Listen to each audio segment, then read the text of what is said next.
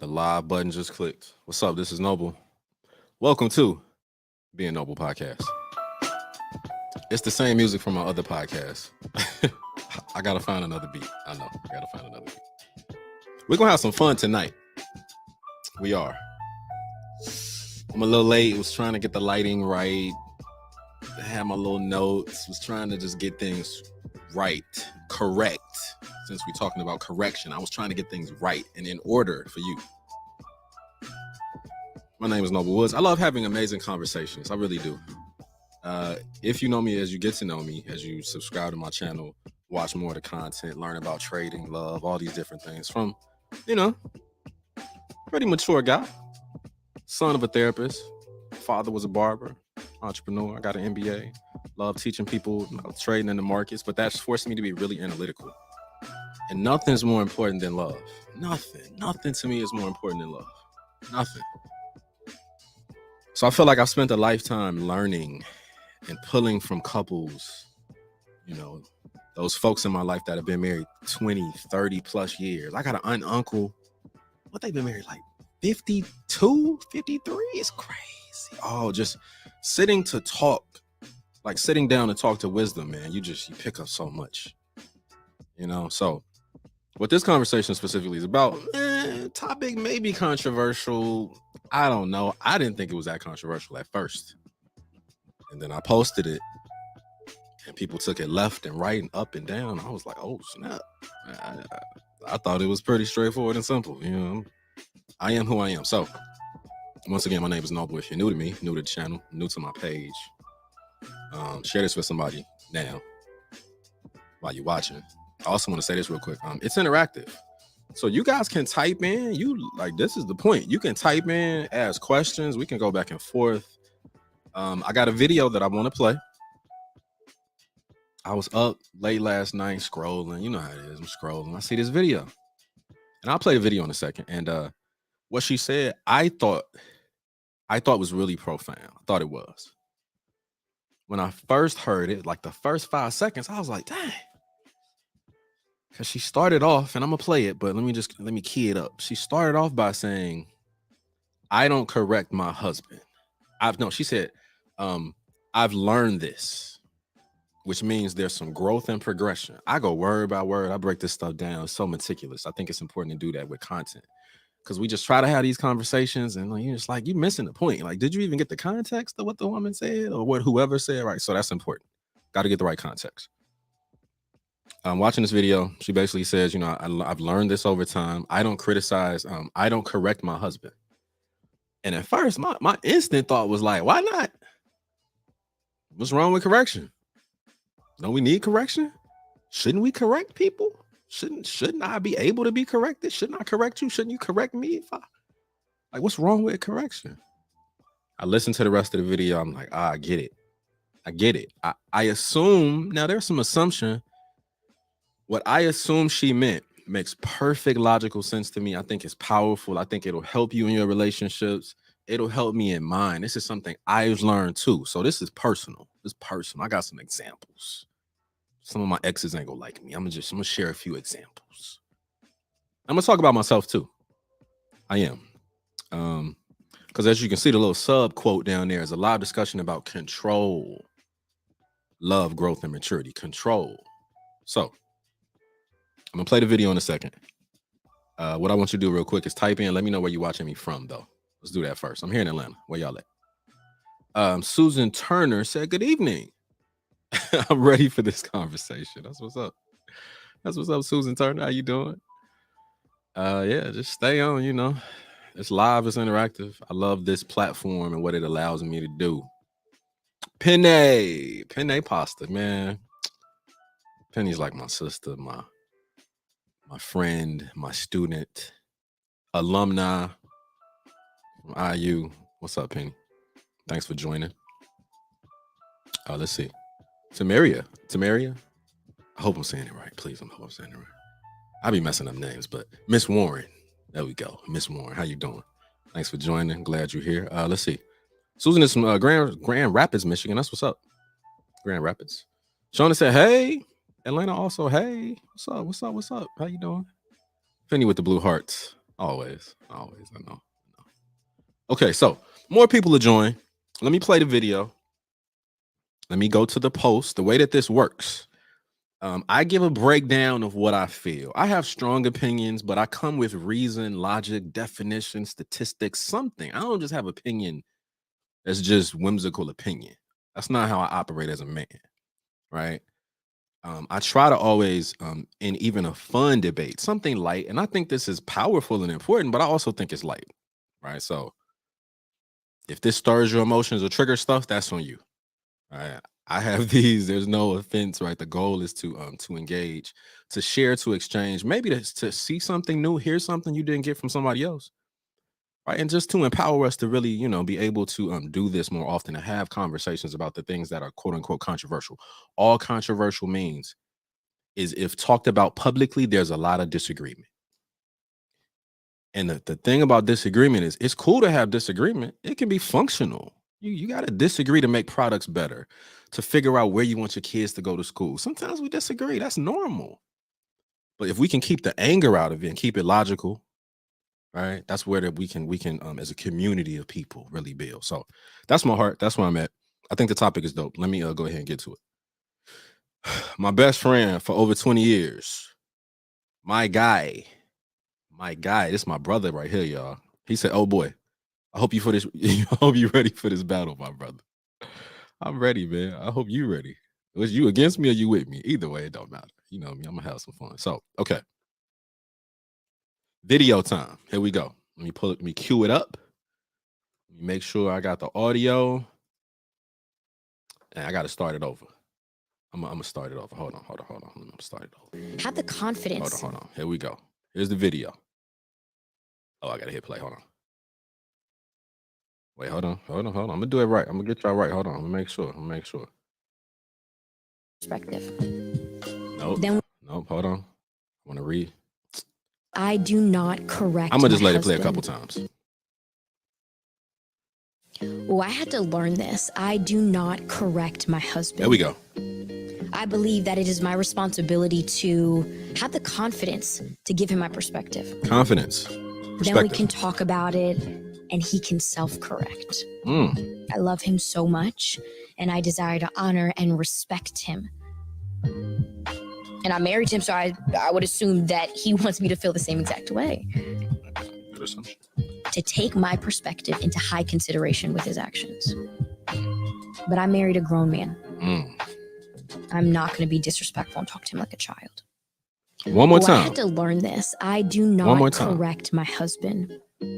I believe that it is my responsibility to have the confidence to give him my perspective.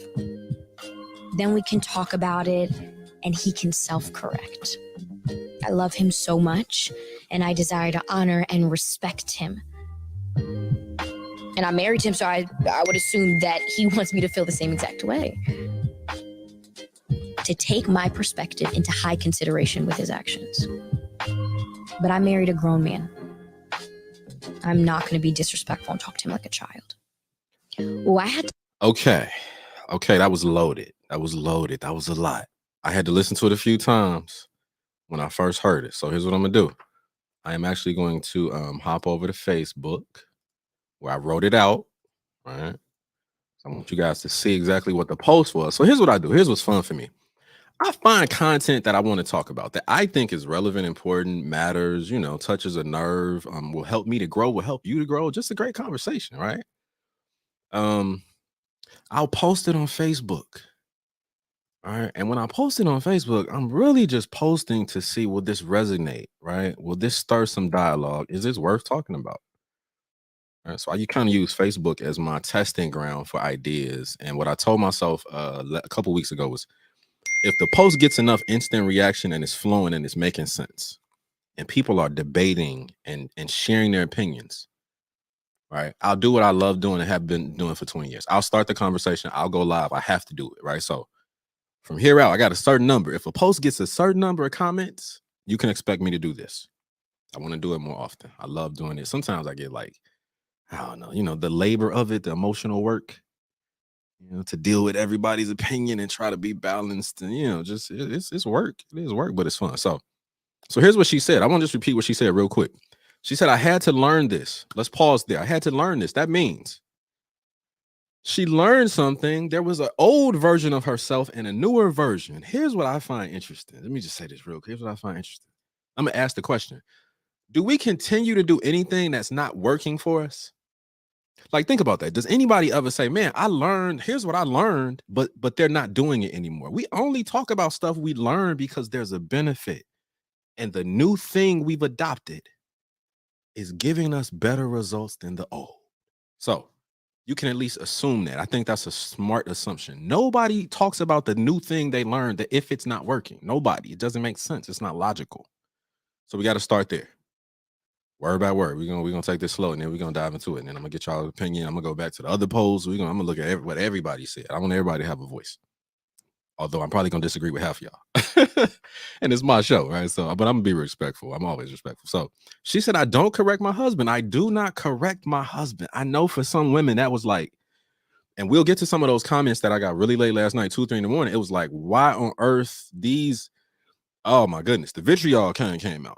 It was like, this is the problem. We can't correct these dudes, these level 3 emotional maturity dudes, like men who they feel like you can't correct them just because they're men. Like, what's wrong with y'all? I was like, oh snap. I didn't expect that. But here's the thing, I respect that perspective. That is some women's live like reality with men. Like, there's no way to tell him he's wrong in any way. Right. So what I always try to do, let me say this. If I had rules or principles around this, like debates and stuff, I've been saying this lately.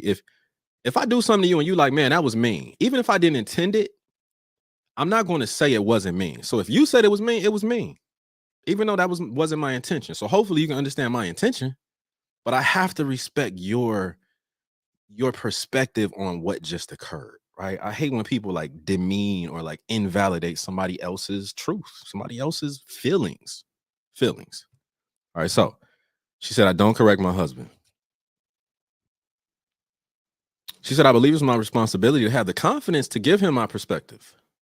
Responsibility to have the confidence to give him my perspective. I'm gonna be real with y'all. Ladies, just for a second, I'm gonna say this. For years, I've been saying this. If there was one thing from like, for years I've been saying this. I think, me personally, from my 42 years of experience, all my friends, all the people I've met, my relationships, everything I've gathered in my lifetime, I think women need to be a lot more bold in asking questions and being direct with men about things that matter. I'm amazed when I talk to female friends who are thinking about something. The guy did this, yada yada, and it's like, yeah, I wanted to ask him. I'm like, why are you talking to me? Why you don't just ask him? All right, so there's like a lot of guys be confused. Like we do operate a bit differently. I know that's a generality, it's a stereotype, but you know, generalities come from some form of truth. Right? It's not 100%. It's not a fact, but there's some truth to that. There is, right? So I think she said that for a reason. Right? She said that specifically for a reason. We're gonna go word by word and then get into it. I believe it's my responsibility to have the confidence to give him my perspective. Then we can talk about it. We can talk about it, and he can self-correct. Some people don't understand self-correction. This is good stuff. I'm sorry. I don't know how anybody took this the way they took it, but I'm gonna keep reading. She said, I love him so much, I desire to honor and respect him. That's powerful. How often do you hear men and women using those two specific words? Respect and honor. And she said honor first. So honor and respect, powerful. She said, and I married him, so I assume he wants me to do the exact same way. Reciprocity, right? I'm assuming you can assume in a marriage, yeah, we came for the same thing, the same good love. Okay, cool. To take my perspective into high consideration with his actions. There's a lot of people in relationships right now who feel like they're not heard. He doesn't listen to you. She doesn't listen to you. My opinion is invalid. Like, it's not fully considered. Because here's the problem in a lot of modern relationships. Somebody in the relationship thinks they are smarter than, more mature than, more holy, more something, more valuable at the core than the other person. Happens all the time. These power dynamics. I'm making more. I've been on my job longer. I've done this longer. Right? We come up with all kind of stuff. And all it does is create a little hierarchy in your relationship. And sometimes without you knowing it, you talk down to him. You talk down to her because you literally feel like you're more valuable, like you're higher. We're gonna go there today. We're gonna go there. We might as well. We might as well. We just getting started. What else did she say? To take my perspective into high consideration with his actions. With his actions. Actions. His actions. Consider what she thinks with his actions. That's love. That's a form of love. That's what a husband is supposed to do. We get on submission. I'm gonna do a joint on submission. But people always twist submission up, and it's like, yeah, the wife is supposed to biblically, if you go by the biblical model, right? Yeah, the wife is supposed to submit to her husband. But the man's mandate is to treat your wife, right? To treat your wife the way Jesus treated the church. That's deep. That's some deep submission. That's some deep equal submission. It doesn't flow one way, but that's a whole nother topic. I'm gonna come back to that later one day, sometime soon. I'm gonna get into that too. So she said, I married a grown man. I married a grown man. I'm not going to be disrespectful and talk to him like a child. That's what she said. I'm not going to be disrespectful and talk to him like a child. So here's a question. What did you hear? These conversations Black folks specifically have on relationships, y'all, I'm telling you, because I dig into these conversations so much and I've studied debate and relate, like, I'm just a lifelong learner. I love communication. I love like the deeper nuances of it. It's hard to communicate effectively. It's way harder than we think. And especially on social media with a tons of perspective and a million people, you don't even know what you mean. The words you use, I don't even know what you mean. I mean it differently. We disagree and we don't even know why we disagree. We think about a whole different words, different connotation, right? So what did you hear? Here's what some people heard. I'll be real with y'all. Based on the comments I got yesterday, here's what some people heard. This is what their analysis. This is what they heard, not what I heard. This is what some people heard. Some people heard her say, every time you're critical or trying to correct a man when he's wrong, don't do that. Right? Don't do that. They equated her, or they thought that I believe they think that she was saying that the act of correction itself is talking to him like a child. So every time you try to correct him, you're talking to him like a child and being disrespectful. So there's no way you can say anything that a man doesn't agree with, right? Because if you do that, you're disrespecting me. You're talking to me like a child. Don't disagree with me. Don't. But I don't think that's what she was saying. I think some people put parts of this thing together and clump them together, and you got a different message than me. All right. So I do want to know. I'm curious. What did you hear? What's your initial thoughts? Feel free to type it in. I'm gonna keep going. I'm gonna go here for a second though too, because this is really important, right? As we kind of just break this down slowly, and I'm gonna just go through. I'm gonna read the comments from last night. If I just read through those and give you my responses kind of live, it's a whole conversation by itself. So if you're a little shy, you don't want to talk to me directly, it's cool. Just listen. Just chime in and listen. That's cool. I think it's important to make sure we understand the words we use. I do. When a woman says, I don't correct my husband, it depends on what you initially think of when she says correct. What does it mean to correct? So let's go there for a second, just for a second. What does it mean to correct somebody? What is correction? It's the act of correcting. What the hell is that? What is correcting? Okay, what does it mean to be correct, right? Correct is free from error. Okay, that's not giving me no meat. You look up the synonyms. Synonyms give you a little more context, right? An amendment, right? A minor change, an emendation, a revision to a text, right? So we're changing, revising, alteration, to alter, to modify. But at the core, what this is really about, when we talk about couples, married, single people, we talk about romantic relationships. When he's wrong, when she's wrong, can I right them? Can I right the wrong? Can I get you to realize you're wrong? I'm right. You're about to make a bad decision. For me, for us, for this family, for yourself. It's going to have some dire consequences. Can I correct you?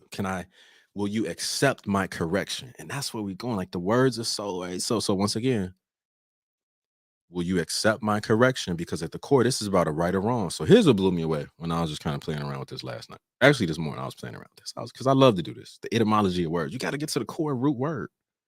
When people say I'm in a crisis, you know what crisis means? It's Latin for decision. If you said, man, we're in a financial crisis, what we're saying is we need a decision made. We're in a place where we don't have a decision. All right. Passion, the passion of the Christ. When you're passionate, I hate when people say, oh, I'm passionate about social media. No, you're not. You don't even know what the word means. Passion means a willingness to suffer. A willingness to suffer. You like social media. You got a zeal for it. Yeah, you got a thing. You get energized. You won't like go through 5 hard years just to learn how to manage social media. You won't suffer to learn it. You won't suffer for that thing. You're not passionate, right? The word, the definitions matter. So to write. What does right mean? To right means essentially it's morally good. Back to true or correct. So we got to dig into the Latin. Here we go. Here's where this gets really important, I think, for couples. The Latin is rectus. It means ruled or to be ruled. So when we say, here we go.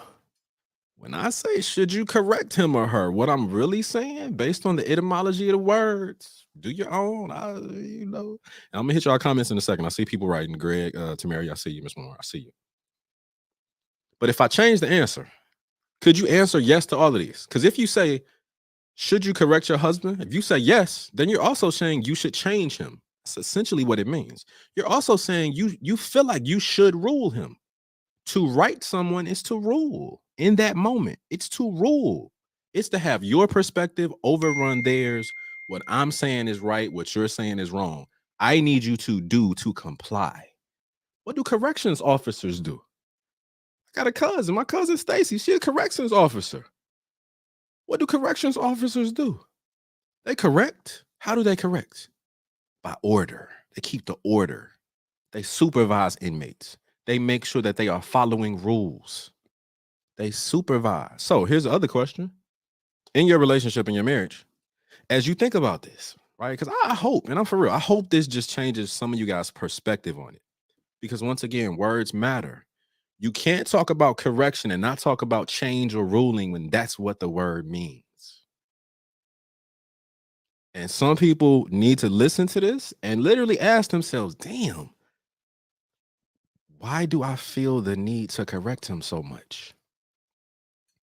Why do I feel the need? Why am I always like, oh, why do I have this just gut thing where I'm constantly correcting her? Because you want to rule. You do. And you want to change that person. You do. That's what it means. That's what the word means. You can't get around that. This is what the words mean, right? So if we step back from there, for me, this is communication 101. We got to talk about the words you use and we got to align on what we're actually saying so you can know what I mean and I know what you mean. I don't think everybody heard what she said exactly. I heard her. I heard and played out the scenario that I think she perfectly was talking about. So let me give you a quick example, just real quick for fun. And then I'm going to hit y'all comments. For real quick for fun, I got to do this. I hate to do this, but I got to do this. Here's an example of a woman attempting to correct a guy, and it didn't go well. So this is what I think she was talking about at the core, not being this woman. Not being this woman. Here we go. Hold on. Dumb, take care of him anyway. Dumb, he not finna do that. You can't do it for all. Don't do it for none of them. Buy stupid. Hold on. The McDonald's video. Gotta bring your kids food too now? Yes. You sound dumb. How is that dumb? You sound dumb. You sound dumb. Where are they daddies at? Nobody told you to talk to them other. You had them other kids. Them your responsibility. They're not my responsibility. Okay, but if you're gonna bring one, you need to bring it for all. How do that shit look that I'm letting one child eat McDonald's and all the rest of the kids can't eat no fucking McDonald's? So you know I get food stamps on the 11th. That ain't 3 kids that ain't mine. 3 kids that ain't mine. Ooh. Yeah, they're his siblings. You knew what you was getting into when you had a baby with me. No, I didn't. Yes, you did. Oh, you know what you was getting into when you had a baby with me. They're not my kids. Okay, but you still had a baby with me who have kids with other people. I still have other kids. Because I'm exposing everybody think you such a motherfucking good daddy. No, you're not. No, you're not. You're foolish in this. Okay. I can only take so much. Okay. All right. That's what she was talking about. Men and women, that's some people's approach to correction. She thinks she's right. This is the McDonald's video from the other week. If you don't know what happened, you didn't see it. There's a woman and a guy. They have a baby. She also has several other kids by some other guys. That doesn't matter. Still value there. It's nothing about making her, belittling her in that way at all. It's about the communication. He brought some McDonald's for his son. She thinks he was wrong because when you bring something for kids, you know how they gonna feel. You should have brought something for everybody. She thought he was wrong. And that was how she corrected him, by cussing him out, by pulling out a phone saying, I'm gonna expose you. What result do you think you're gonna get when that's the approach?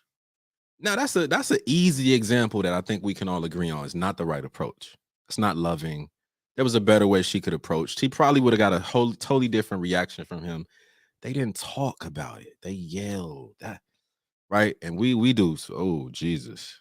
I see so much of that on social media. I can't even take it. I can't. This is why I'm doing this. I'm trying to put some positivity into the world.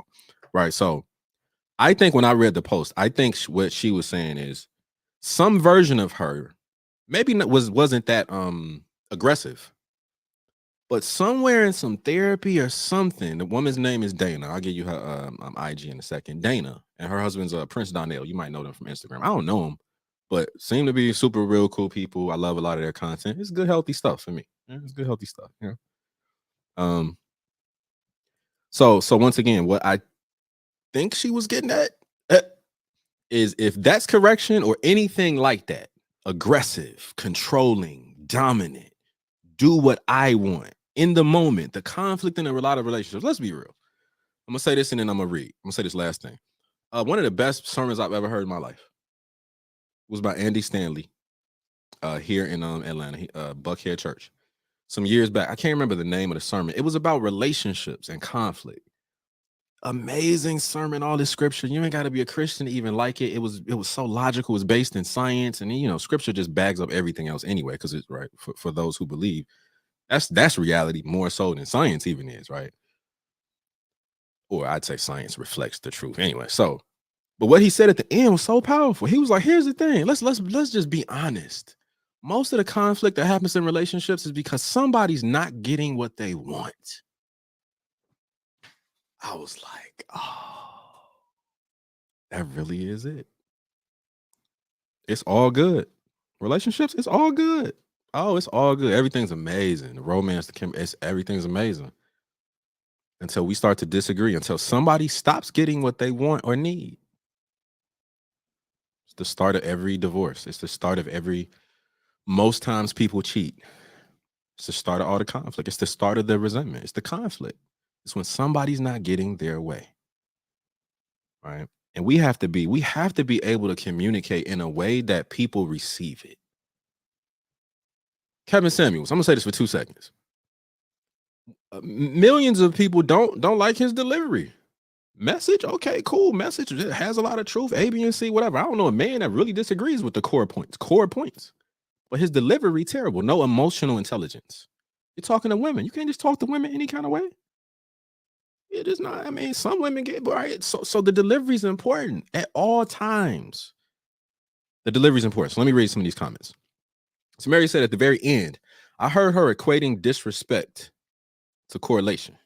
I could be wrong, but most of what she said was okay. And yes, semantics is important. Okay, she said, I heard her equating disrespect to, probably meant correction. Okay. You heard her equating disrespect to correction. I got that. I hear you. I fully hear you. I get it. I hear you.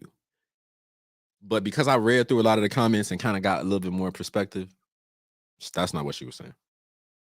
She wasn't inherently saying that attempting to correct someone itself is disrespectful. I don't think that's what she was saying. I really don't. I can't interview her, but based on the context, comments, I don't think that's it. Greg, my guy, what do you say?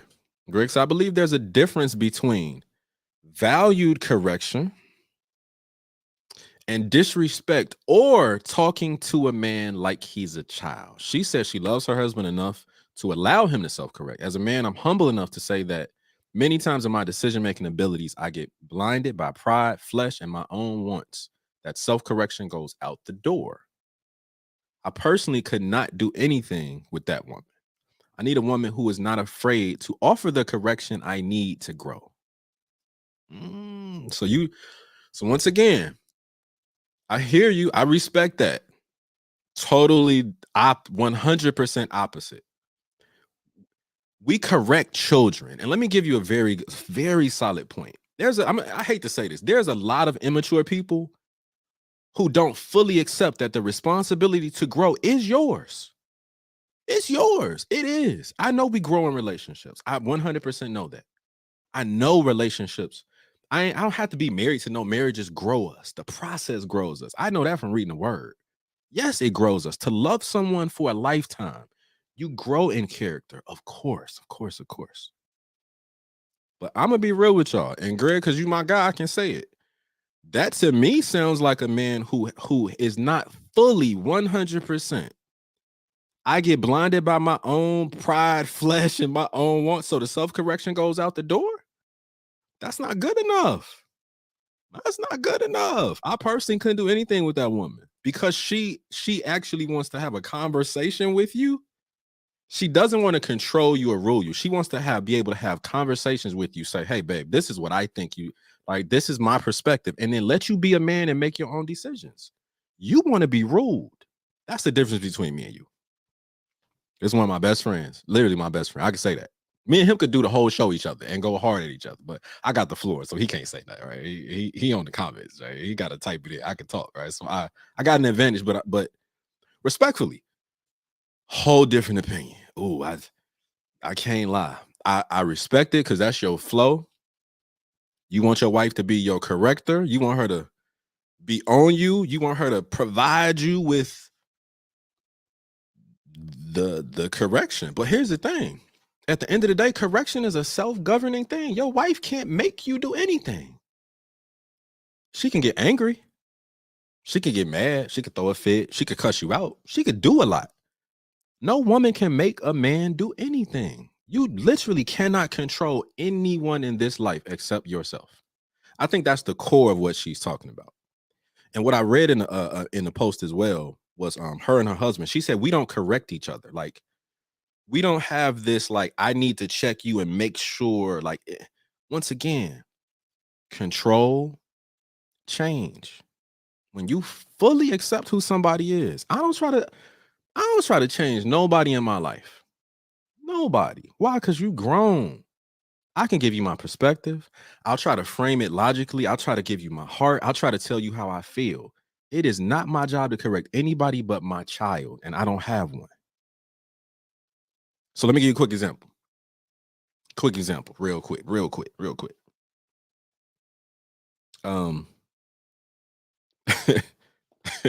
I get shot. Not a real gun. I ain't in that world. I get shot with a Nerf gun. Pow. In the leg. Right? He's 10. I get shot in the leg.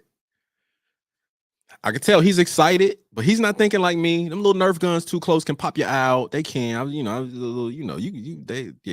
could get hurt. You can get injured. I don't want to get shot in the eye by no Nerf gun, and I don't want to shoot him in the eye, right? So he shoots me. I put my hand up. He shoots me again. I could tell it was just his aim was off. Boop! It hit me like right here. The next shot to me was aiming for my face. It was just I was about to get my eye out. I'd have been on here right now with a patch. Right. I held my hand out and said, stop. I said it twice. I said it authoritatively. I said it with correction in my voice. He's a child. Stop, because you're not aware of what I'm aware of. I don't want to shoot you in the face. I don't want to be shot in the face. I need you to stop. What she's talking about, I don't know how y'all missed this. What she's talking about is that if you need your wife to say, Greg, stop. Like if you need her to be your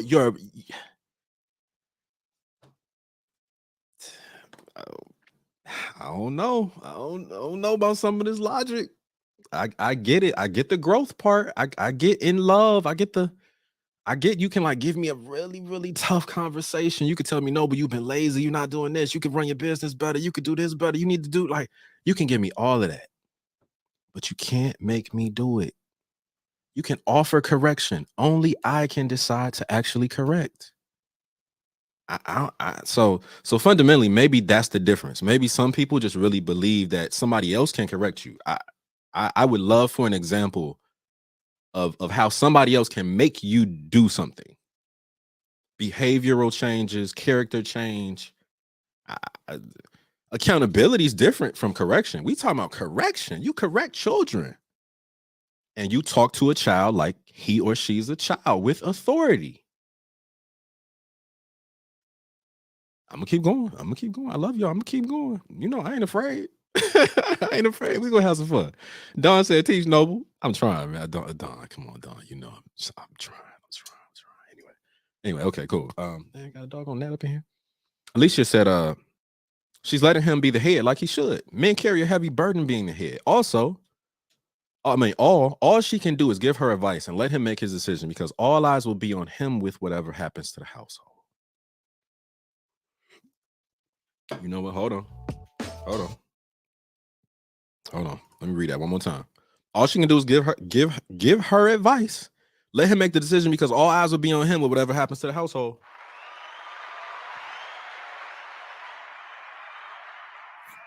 How can I not? How can I not get a clap for that one? Men carry a heavy burden. We do. We don't know. Men have no idea what it's like to have the lived experience and burden of responsibilities of being a woman. We have no idea what that's like. And y'all have no idea what it's like to be a man. I wish we could just say that and accept it in 2022. Everybody act like the only difference is like our genitalia. It's so much deeper. So I love that. I agree. Once again, all she can do is give her advice and let him make his decision. All eyes will be on him with the household. For Christian couples specifically, the responsibility, the weight is on the man. You're the head. You're the CEO of that family. God, like, it's on you. Every day, God's checking you. What are you doing with the family he gave you? That relationship fails. Yeah. Something, man. I'm telling you, boy. You know what? I'm gonna keep going. Kevin Lee said, but is change wrong? Change also equates to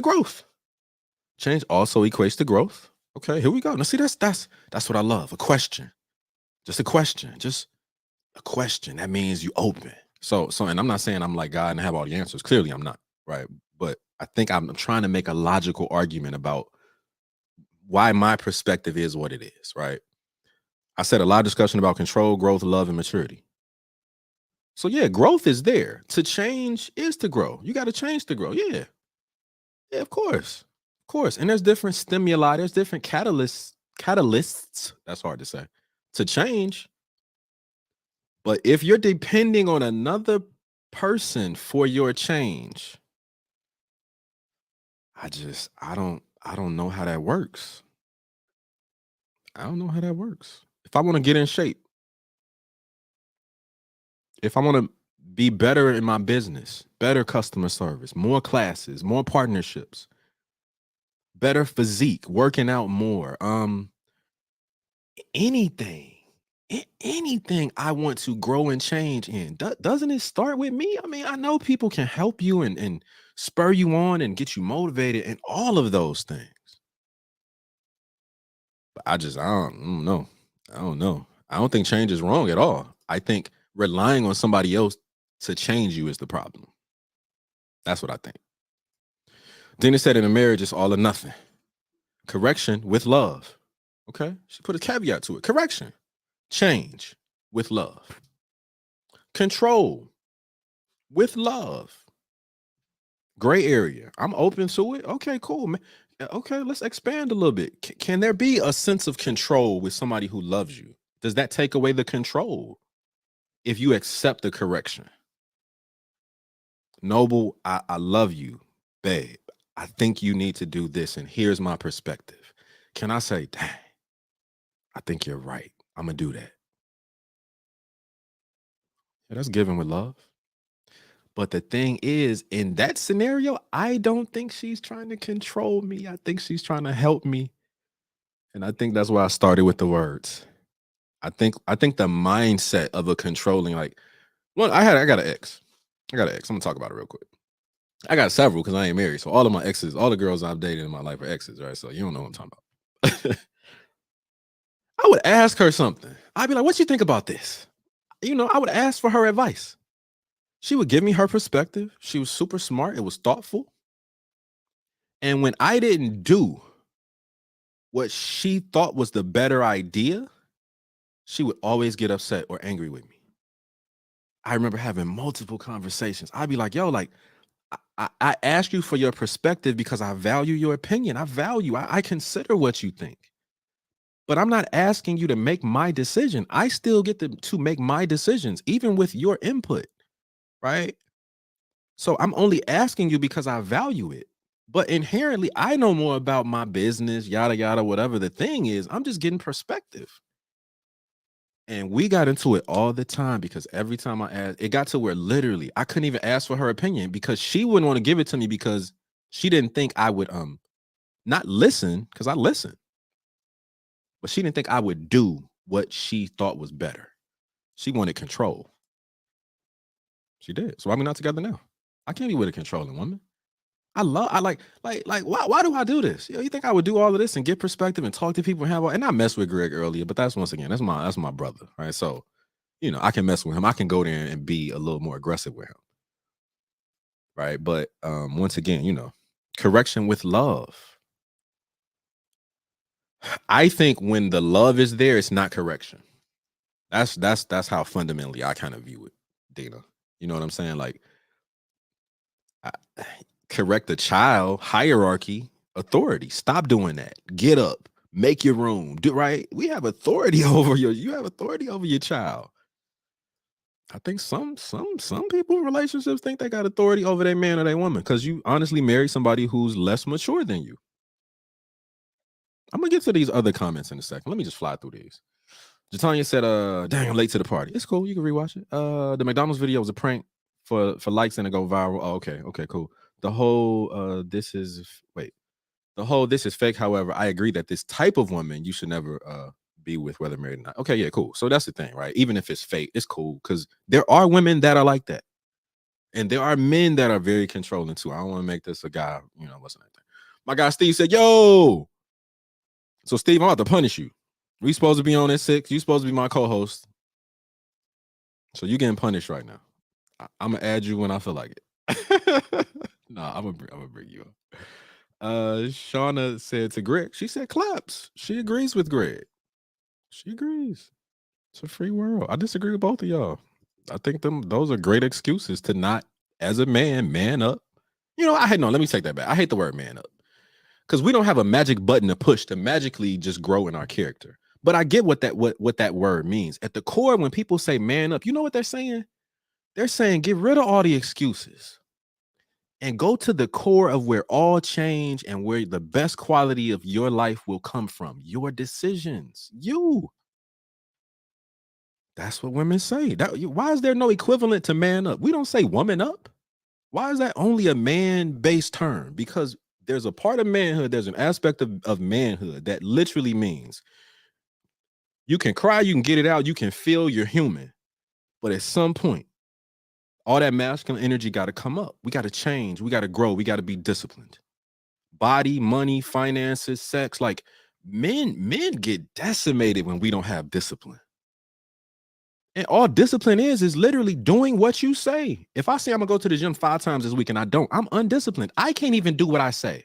So how is my woman gonna keep me in check when I can't even do what the hell I say I'm gonna do? She can be accountability. She can push me on. She can encourage me. She can wake me up. You do a million things.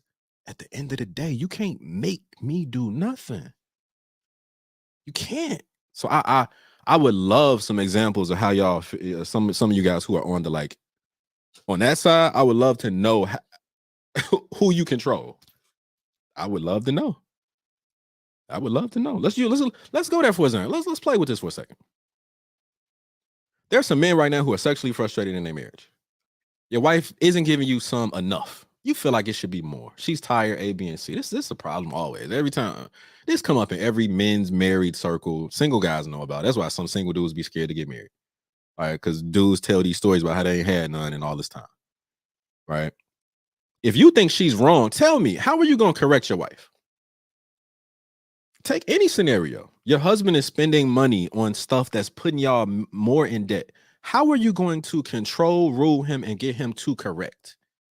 How? What are you going to say that's magically going to make another human being self-correct?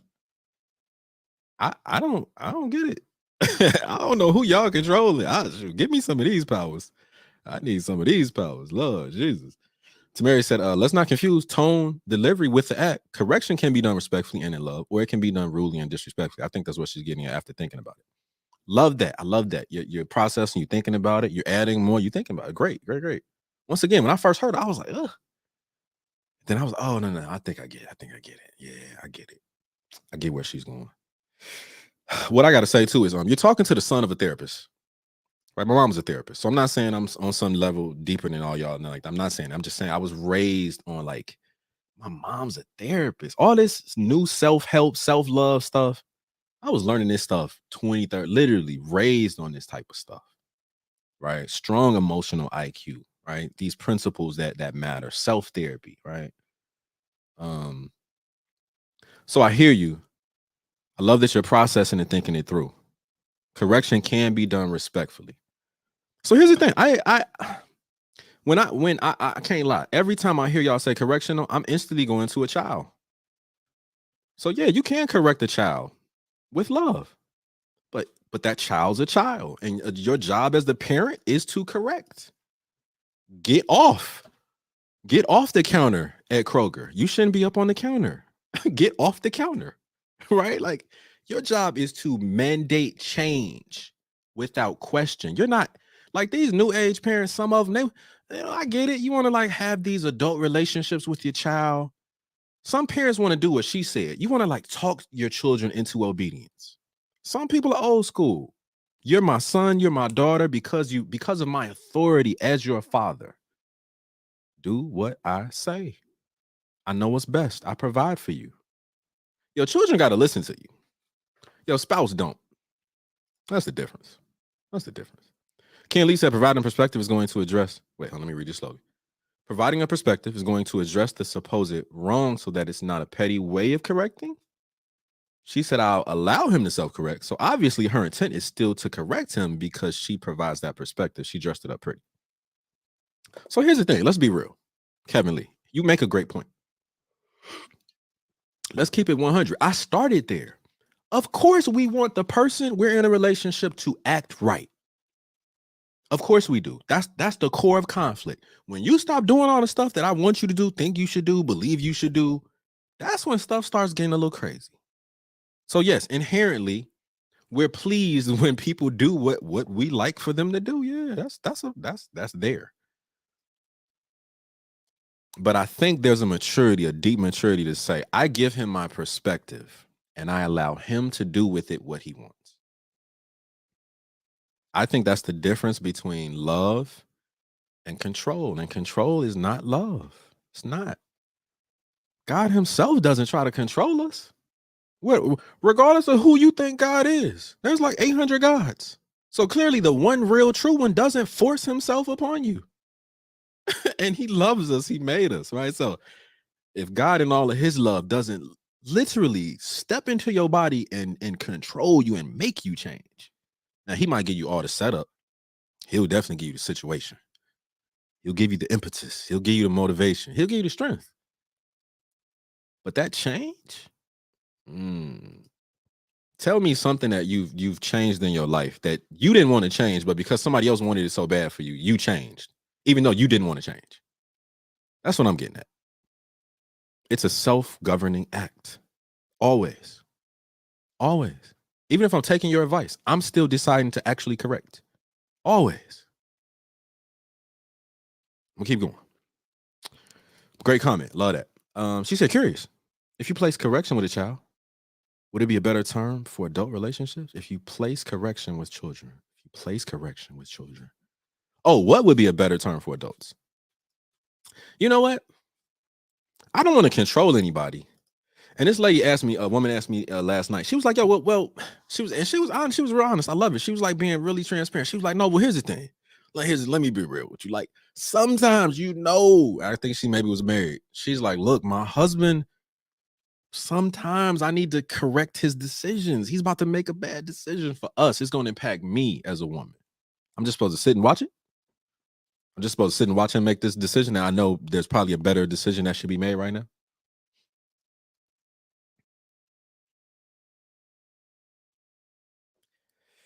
I think now we got to start talking about trust. Who did you marry? Who did you marry? Because if you don't trust somebody to make decisions, why you with them? Why you with them? Why you with me? You don't trust none of my decisions. Everything I do, you second guessing, or a lot of it, or just most, whatever the percentage. 25% of the stuff I want to do or say, you second guessing. There's a better route. You think, I got to correct Noble. Why you with me? I don't need a mom. I got one mother. I already got a mama. That's not what I'm looking for. That's never what I've looked for in a relationship. I can ask for accountability. Sure. I need to wake up earlier. Can you help keep me accountable? Can you do this, that? Yeah, I'll ask for accountability all the time. But at the end of the day, it's on me. It's on me. So I don't know the better term. I just fundamentally, I don't know how people get around correction when the root of correction is to be ruled. Literally, we talking about right or wrong. It's the Latin deeper definition, to rule. I don't want nobody to rule me. I don't. Maybe some of y'all do, and maybe that works for you. Hey, if you want to rule him and he want to rule you, more power to you. I think that can get dangerous. That's all I'm saying.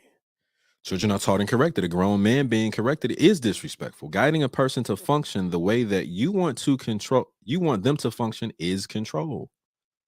Susan Turner, I like that. I agree. Let me read that again. She said, hold on. She said, children are taught and corrected. So there's a learning aspect. When we correct a child, it's to learn. Because your job is to teach them, correct them, shape them into human beings that people will like and that they can live in this world and not be crazy and end up serial killing 55 people, damaging your family's name. You just want them to be good, decent people. Right? She said, children are taught and corrected. A grown man being corrected is disrespectful. I hear you. And I ain't gonna lie. I think when women have tried to, I'll use the word correct. When they've tried to, I don't even say tried because that makes it seem like there's a struggle. When they've offered correction, right? Women in my life have offered correction. It doesn't. If the tone is there and it's said well, I don't innately feel like, oh, you're disrespecting me. But once again, like the relationship I told you about, I would ask for her advice because I value it. And when I didn't do what she wanted me to do, when she realized she didn't have control, she got angry. It was a rift in our relationship. I don't want to be controlled or ruled. I don't know how we get around it.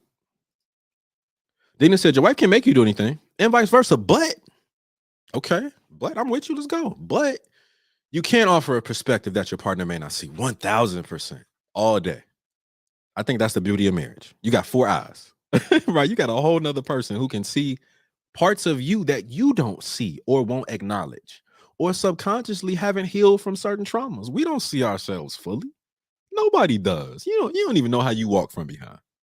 Most people don't even know how they walk because you can't see yourself walking all day.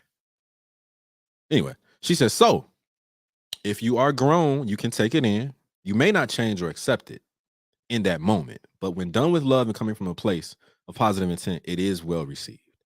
As a man, the my way or highway approach will not render a healthy and loving relationship. The highway or my way. I agree. If I'm catching you correctly, let me put that back up for a second. Can't make your wife do anything, but you can offer perspective that your partner may not see, which is what Dana said in the video. She said she offers perspective and lets him make his decision because she doesn't want to attempt to control him. She's learned that. So if you're grown, you can take it in. Yes, you definitely can. Mature people should be able to say, thank you for that perspective. I didn't see that. right? You may not change, you may not accept it in that moment, but when done coming from a loving place, it can be received. Yeah, all day. All day. Tone, love. I mean, once again, fundamentally for me, once again, going back to the definition of correction, I don't want to rule my woman. Right. So I know that's semantics, but words matter. They do. So in this moment, I'm trying to correct some of y'all because you just don't really know what correction means. And it literally means to change, to adapt, alteration, all of those synonyms. At the core, it means to rule, to change, to get your way, to have your perspective in the moment supersede his or hers. He wants to go left. You like, babe, I think you should go right. You're not saying it because, like, right. And there's only two responses. Take something as simple as that. He's about to go left. He starts turning the wheel. You're like, babe, I think you should go right. He continues to go left. The consequence of if y'all get lost, it's on him. He has nobody but himself to look at. You offered it up. Now, if you're going to grab the wheel, right, if you're going to grab the wheel, or you could cuss him, you could get angry, you could hit him, you could do all of that stuff.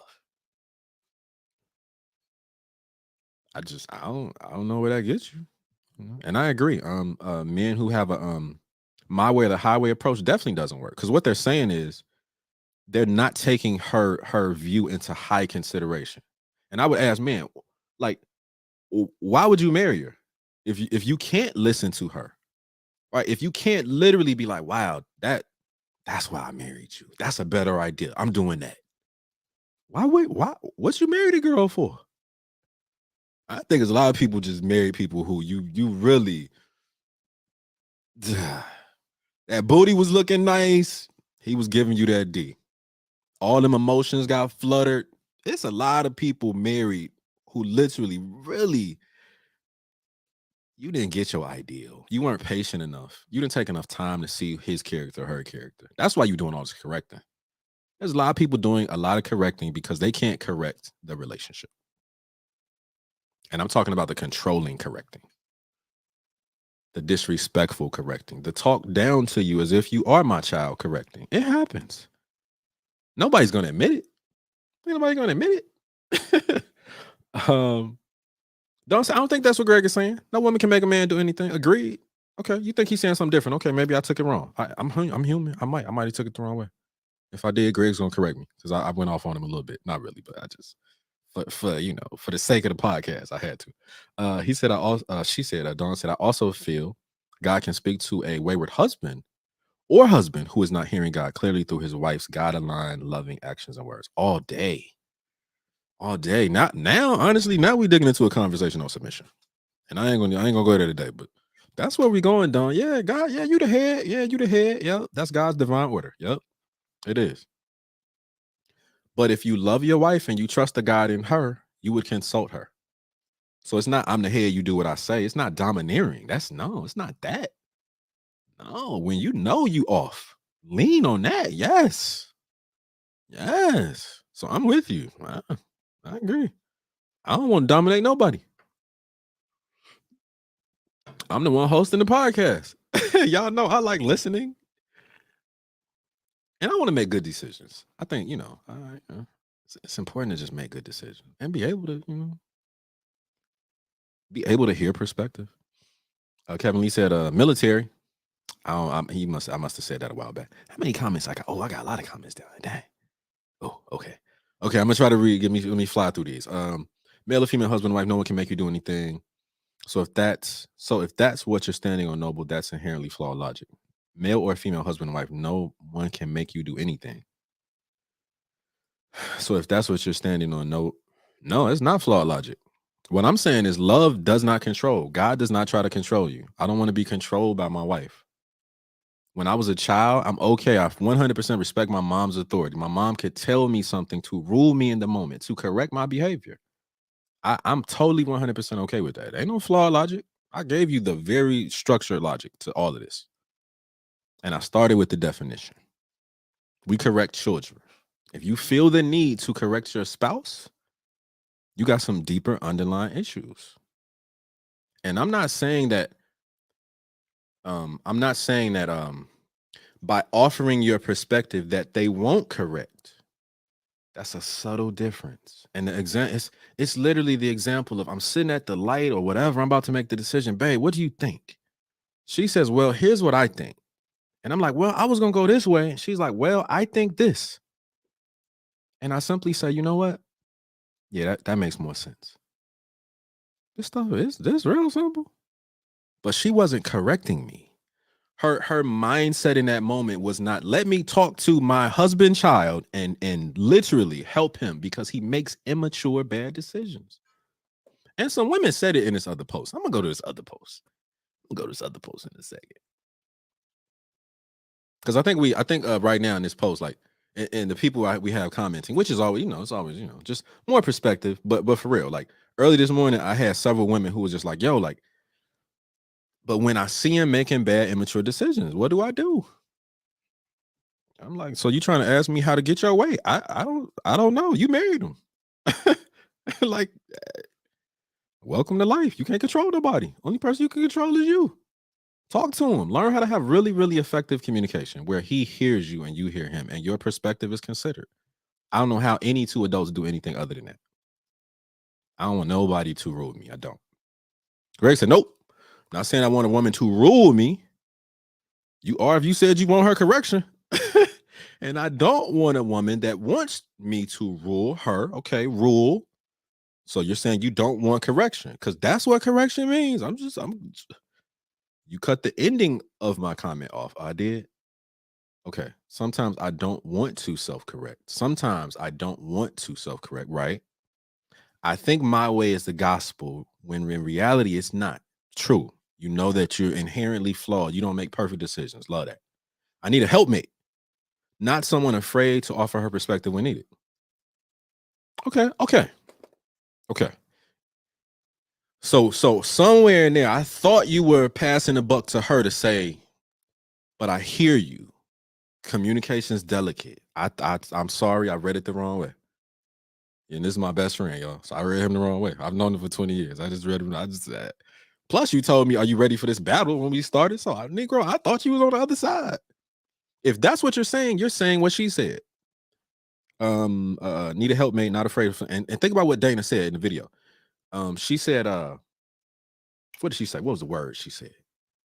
Let me find it real quick. What was the words? I got to go to the words. Oh, she said, I believe it's my responsibility to have the confidence.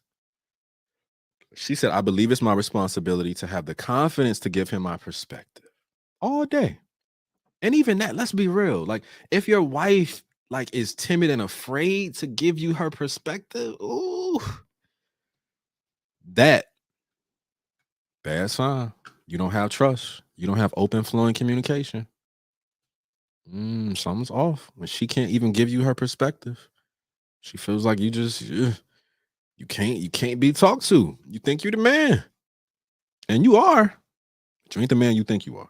So, Greg, my bad. If that was the end caveat, all of that first 90%, I was like, I hear you. You just don't want somebody afraid to give you their perspective. Yeah. All day, that's important. 1000% with you. So my bad. I was wrong. I was off. I misread. Just that one little line I didn't get. My bad. All right. Teasing out the act of correction versus the delivery is important to the discussion. Okay. I think friends should check one another in love as appropriate, not in an effort to rule, but in community with others. We should hold others accountable, even if it is our spouse, provided it's done out of loving motives. What do you all think? She's talking to y'all. What do y'all think? Teasing out the act of correction. Teasing out the act of correction versus the delivery. You're right, Dawn. I mean, the delivery is key. I read a stat. I wish I could find the thing. I can't. I tried to find it last night, but I couldn't. There's a statistic I read. Some organization that does a lot of research on communications and all this different stuff, and they basically said like 94% of what they considered, however they framed it, of tough conversations and with romantic relationships, 95% of those conversations end based on the end is heavily predicated upon how the person initiating, approaching starts the conversation. So all data message is key. Some of y'all ain't gonna like me for saying this. I thought Kevin Samuel's core message, there's a reason so many people, like he became who he did in such little time. And he was doing the same little basic talks to men. When he started doing it to women, it went wildfire. But he didn't have any emotional intelligence. He lacked it, right? So yeah, it impacts your ability for it to land. And at the end of the day, if you want the outcome, if you just want peace in your relationship, I 100%, yeah. All right. And once again, in the video, she said, I'm not going to talk disrespectful to him. I think that's one word. Whatever she thinks of as disrespectful. Tone, I assume she means tone. And to him like a child, meaning authoritatively. I don't want a woman disrespectfully talking to me or talking down to me. I want to talk with you in love. And I think by definition, that is not correction. That's all I keep telling y'all. That's why I started with correction. So we can keep saying like correction with love. You trying to mesh two things together that don't really work. Correction means ruling. So every time we say, I want to rule, you might as well just start saying rule. Every time you say correction, just say rule. I want to rule with love. I want to control with love. That's what the words mean. That's all. I'm trying to correct y'all definition of correction. That's all I'm doing. That's all I'm doing. Okay. Don said exposing truth does not have to be a synonym with control. Exposing truth. No, if you just once again can say, hey, here's the truth and walk away. I'm doing that right now. I'm giving y'all the truth behind the underlying origin of these words. I'm not forcing it down your throat. I can't make nobody right now accept what I'm saying. And I know I'm correct. Correct in the sense of you can research it yourself. Correction at the core, origin, root, Latin. It's a rule. That's not argument. I'm not giving you perspective. You know what I'm saying? But right now, people ain't just like, oh, wow, you know what? Wow. So it's just interesting. I said this to my guy earlier. I was like, we're going to have a conversation about correction. And this is going to be funny. I'm going to correct some people's definition, and they're not going to take the correction as they argue about giving correction. I don't know. Anyway, okay. Kevin Lee said, who has the ability to control? Try using a military example. Okay, I ain't never been to the military, but I'm using it from all the movies I've seen. If I give an order, they must, okay, pause. If you give an order, already we're at a different place because in the military, there's a hierarchy. Generals, captains, admirals, I don't know. What's the little peons when you first come in? What is that? There's a hierarchy to the military. Right, so already, I'm gonna keep reading, but I'm just, I'm being real. Okay, if I give the order, they must follow that order because that order provided and a deflection from that could mean life or death. Got you. Important to listen. Right, that's why the order is there. The structure of that institution is a hierarchy of that institution. I don't think the institution of marriage is a. You listen to me. Anyway, I'm gonna keep going. Now, imagine not correcting someone, the supposed head of a household, and he never takes your perspective. Now everyone suffers. Once again, when you say, imagine not, what did you say? Now imagine not correcting someone. I think what you're saying, bro, is imagine not giving someone your perspective in the most gentle, intelligent, logical, like the most effective way you literally taking every skill you have to communicate effectively. Imagine not doing that and then just watching the outcome. Yeah, that would be disastrous for relationships. But even if you do that, you still cannot make someone correct. You can only offer correction. You can't correct an adult. I want y'all to give me an example. Give me an example of the last person you corrected. Because if you corrected them once, you should be able to right now call them and tell them to do anything, and they'll do it. That's your child. You can call your child right now and say, hey, come home. In anything at all times. Because that's the relationship. That's your job. You know what? I ain't gonna lie. I don't mean you, Kevin. Great combo. I like talking to you, Kevin. Great insights. Great questions. Oh, let me keep going because Steve about to say something. Kevin Lee, there are some instances where this is needed. Okay, I'm with you. Maybe. Jatanya said, I'm not correcting the man. If he's doing something wrong, I'll give him my input and I'll let him decide what he wants to do. I got to give it a clap. I don't know how you correct the man. Like I literally want somebody to tell me, how do you correct someone who does not accept, want, and correct themselves, even though you were the impetus, you gave the command? Who can you correct? I'm waiting on somebody to tell me who you can correct. You can offer correction at best. I don't know how y'all. I'm lost. God, Kevin said, God in a way is controlling because in the end he determines the outcome in the end based on all your wrongdoing. He judges you for it. Yeah, but you control your actions.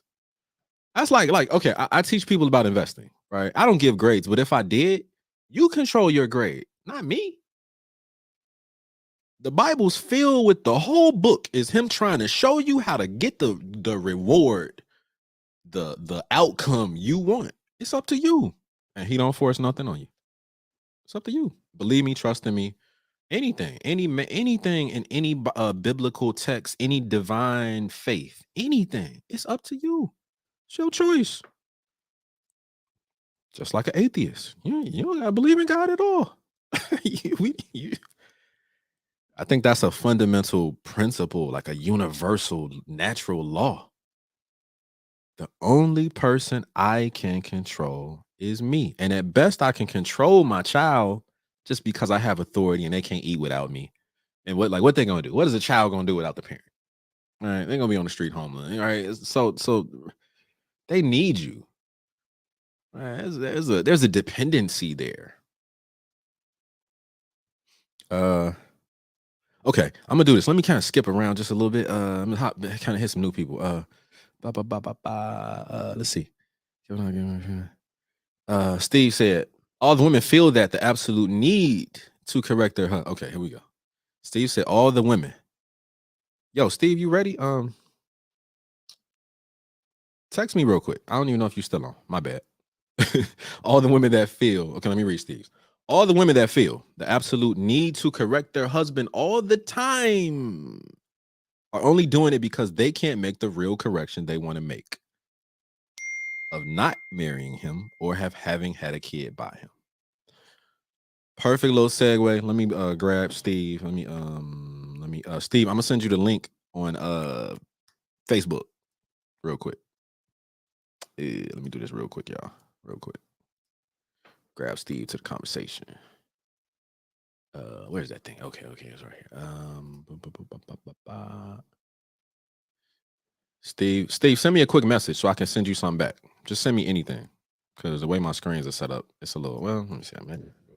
Okay, no, okay, I can do it. Yeah. All right, I sent it to you. Let me know when you want, and I'll grab you on. I'll bring you on. Adrian said, if you feel that you can't give your perspective to your mate, wouldn't it be more appropriate to say, I'm trusting your judgment, but I'll also hold you accountable?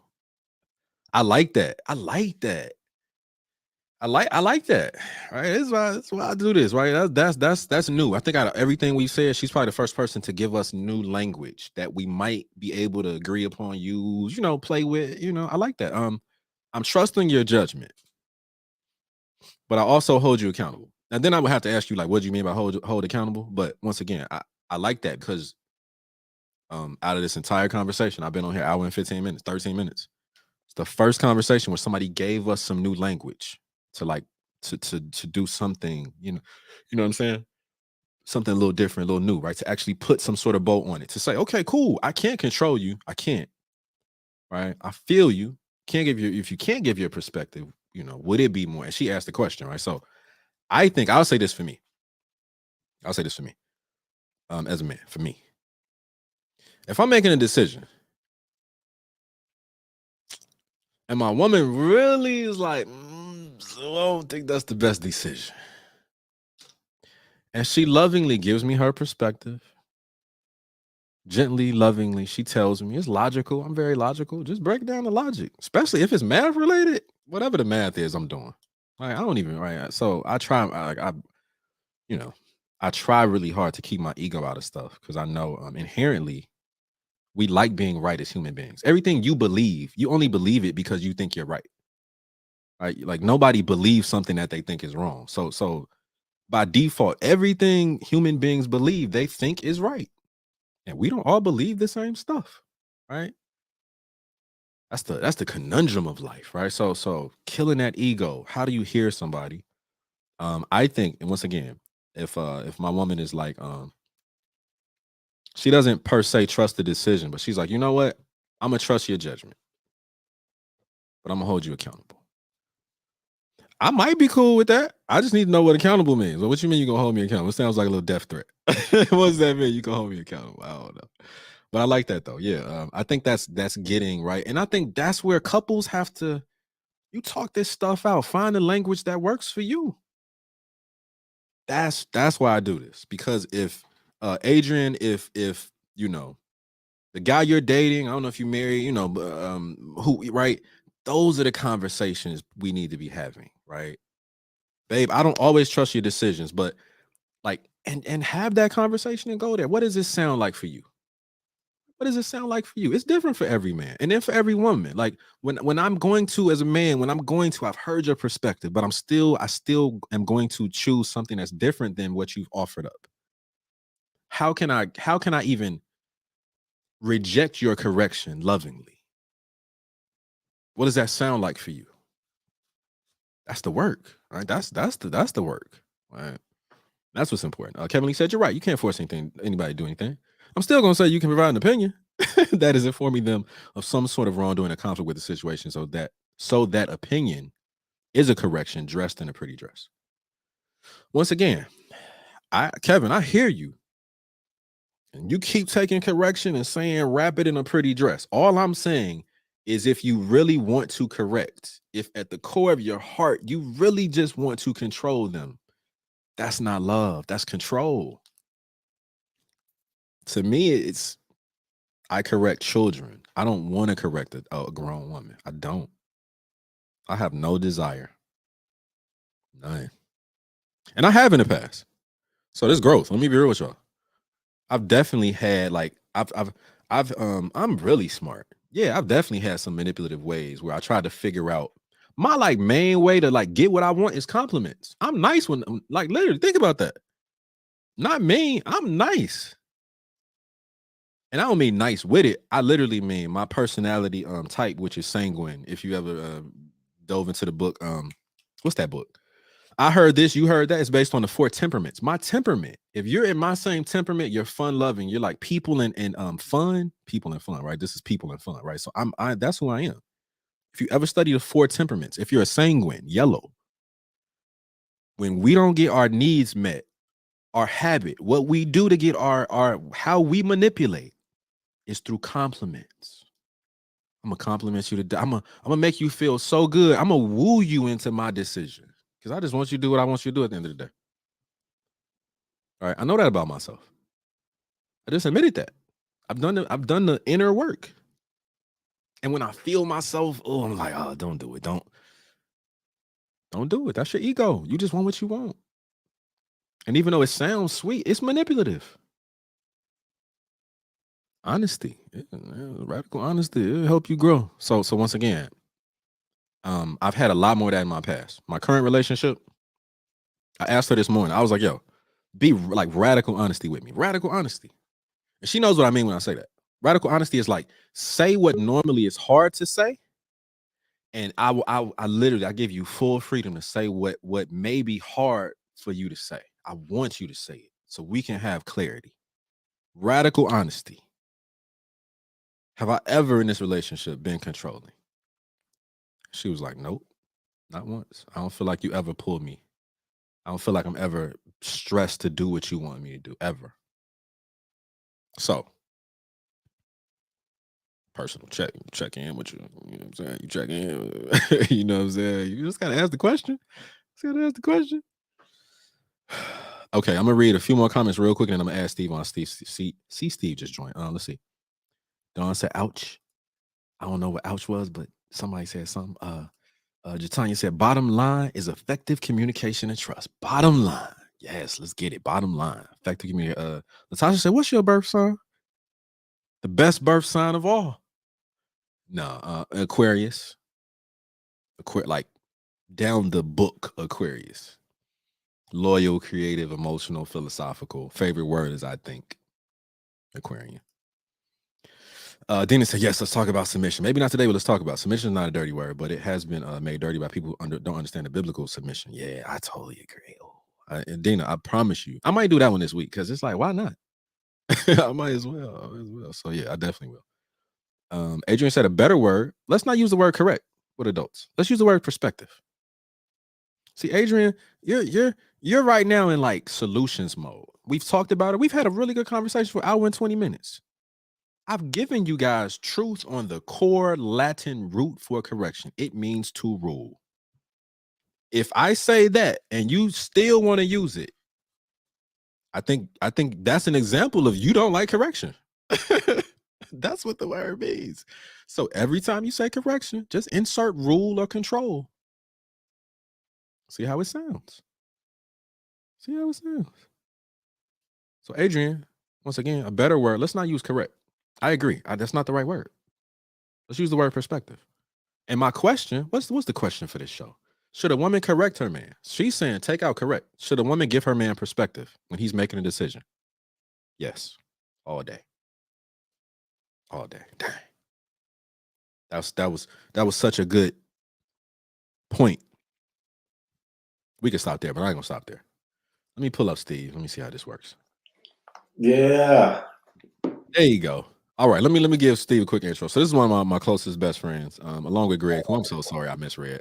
Greg, I'm gonna have to give you. You're gonna have to do one of these with me, where it's Steve instead of you, or maybe me, you, and Steve. Because I'm sorry, man. I went in on you too, but I thought you were saying the total opposite. So hey, my bad. I apologize. I'm so sorry. I really am. I messed up your brain. I didn't want to mess your brain up because you like one. Because like for real, like Greg's literally like. He's done and been more responsible as a man, like for real. This is my best friend. I've seen him do things for his family that at an earlier age that I couldn't do. Right, more mature than me in some ways, right? And I think in some, we of course, there's a balance with friends. Some ways I'm more mature, but some, So once again, I know I went in on him, but that's literally one of the men I respect the most out of all the people I've met in my life. So I'm apologizing profusely. Steve is my guy. This is Steve, the finance guy. What up? That's literally what he goes by. It's one of my best friends. He's married. Steve, talk to me. I am, man. I am. Man. So first, I was supposed to be on here earlier, and let me tell you. So y'all see, I'm over here. I'm slinged up, but I think he actually liked it by himself. For the first 45 minutes, this is what he does. But no, man, you killed it with the correction. I think the last young lady just kind of put to bed exactly where we should segue to. Yeah, is that it's really all about perspective. You know what I'm saying? Should you offer perspective when is a good time? Timing is everything. You know what I mean? You know what I mean? I think knowing your partner also, and knowing like how they feel about how they perceive their own ego, and all that stuff is extremely important when we do anything, because it's obviously what we like to do with these things is generalize the information when we really should personalize it, like at its core. Good point. Your partner, right? Should we be giving a perspective during a specific time that he may not take that perspective? Steve, or how many years you been married? Well. How many years you been married? Man, going on 7, y'all. 7. Yep. Past the 5 years. You're gonna make it to 37 if you made it to 7. Man. I love y'all. You and Keisha. Question for you. Let's get personal for a second. Let's do it. When you, as the head of the household, make a decision or are about to, and she does not agree per se, what does that look like for y'all? It looks like growth in a relationship, meaning what it looks like now is not what it looked like in year 1. Okay, so go back. Be real. Be real with me. What did it look like in year one? In year one, both of our perspectives and how we did things came about how we used to live prior. So our experiences kind of shaped exactly the way we decided once we decided to be with each other for good. So where I said go left, her experiences may have said go right. So Right. did y'all talk? Was it argument? Like what? She, Keep she it was, real. What happened? What did it look like when y'all disagreed? she 100% voiced that. And so in the beginning, it's a little bit different in the beginning because you're trying to learn each other, bro. You know what I mean? And I think there needs to be grace with learning how to how to deal with each other, how each other responds to quote unquote correction. Would you say if I asked you cleanly based on this new definition? Based on the new definition, based on the clarity of the word, correction is all do good. you want or feel like you need correction from your wife? Oh man, I don't need anyone on any level to correct me. What I need is is for my wife to have a want to understand where I'm coming from, Mm, and then be as invested in the process so that we are invested in whatever we're talking about together. So there isn't a correction as if she's overseeing what I'm doing. mm, There's a direct correlation in where we both are aligned in the same mission and goal. gotcha. Does that make sense? I think so. Yeah. It's an alignment, right? It's an alignment. It's an alignment of interest. It's an alignment of of love. And I think what happens in a lot of relationships, Mhm. what happens in a lot of relationships is that the alignment of the overall mission is not there. So so women is watching their husband, but they're guarded a little bit, like they're just kind of watching, My bad. right? They're guarded, so they got one eye open, and they're not going after things together. They're not whiteboarding. They're not whiteboarding it together, right? Um, and coming up with the goal and coming up with everything at the same time. What is this? This is dope. I like the color. I said Yeah, it. so real quick, Kevin asked, he said, "What's the name of the book you're referring to, bro?" So amazing book. It was really, really good. It's book with I think a workbook. Powerful. I cannot lie. It helped me to really break down very quickly. I can assess your color, your temperament, and I innately know what you need, how you manipulate, and your flow. Like just from talking to you, it's like it helps you to not read people. It helps you to better understand how people innately are by their temperament, which doesn't change. Like your temperament don't change from week to week, right? I'm people and fun. I'm yellow for life. I'm not detail oriented. I'm never gonna be the person who you want to run the business. I mean, run the project. And I'm not green. Like greens are really soft. Like they're the people who are afraid of conflict. I'm cool with conflict. All right, so I'm not green. I'm yellow. Right. So that book, that curriculum, is this. It's I said this, you heard that. Really, really powerful, good stuff. Um, Couples need it. You need it for yourself. And I would say if you got kids, you need to know, like you literally should read it. And it'll literally, all it does is help you to understand the people in your circle way better than you think you do. It's a tool, powerful tool. Love It's it. a tool. Yeah. When I say tool, I just mean, something you could use. Yeah, no, for You know what sure. I'm saying? All right, for sure. Kevin Lee said Aquarius stand up. That's what's up. Let me see. Let me go through a few of these, Steve. Latasha said, Let's go through them. Uranus is your ruler. And you live your life on your own term. You are the wild card. Okay. Yeah. I do. Oh, entrepreneur. Yeah. I got my time to myself. A lot of sacrifices though. So I ain't gonna try to act like entrepreneurship is all glamorous. It is as you progress, but it's tough. Kevin said, love the debate, bro. Definitely learned something here in that breakdown. With beginning of correction equaling control. I'll definitely incorporate that into my psyche. Love that, bro. That's it. That's That's all. it, man. That's growth, Kev. That's it. That's it, in the most basic, simplest way I can say it. I just offered you up. I offered you up perspective, which I would say is not perspective. I offered you up some foundational truth to the word that you could have Googled yourself. I love words. I do this all the Now, time. there are some like ground, Huh? like there are some like ground rules that I like to kind of hold dear, right? Uh-huh. Like if you are going to if you do feel like you're going to protect me, I'm or sorry. I'm sorry. I'm reading the comment that yeah, I'm or about to read. Greg and Terry, I'm about to hit y'all. Oh, dang, Terry, I missed your comment up here. Okay, go ahead, Greg. Go ahead. I'm sorry. Go ahead. Go ahead. no, I'm just saying, if you do feel like you do need to correct me, perspective, whatever, can we not do it in public? This is just a Stevenism here. I mean, this is a Steven. can we serve as a unified front in whatever I'm gonna play moment the other side. What if you're wrong? Like, what if you're just wrong and I need to correct you in the moment? Like, how can I wait for us to get home, Steve, to correct in you the car. in the We moment? ain't gotta be home. We could be in the car. Wait until we are You got an example?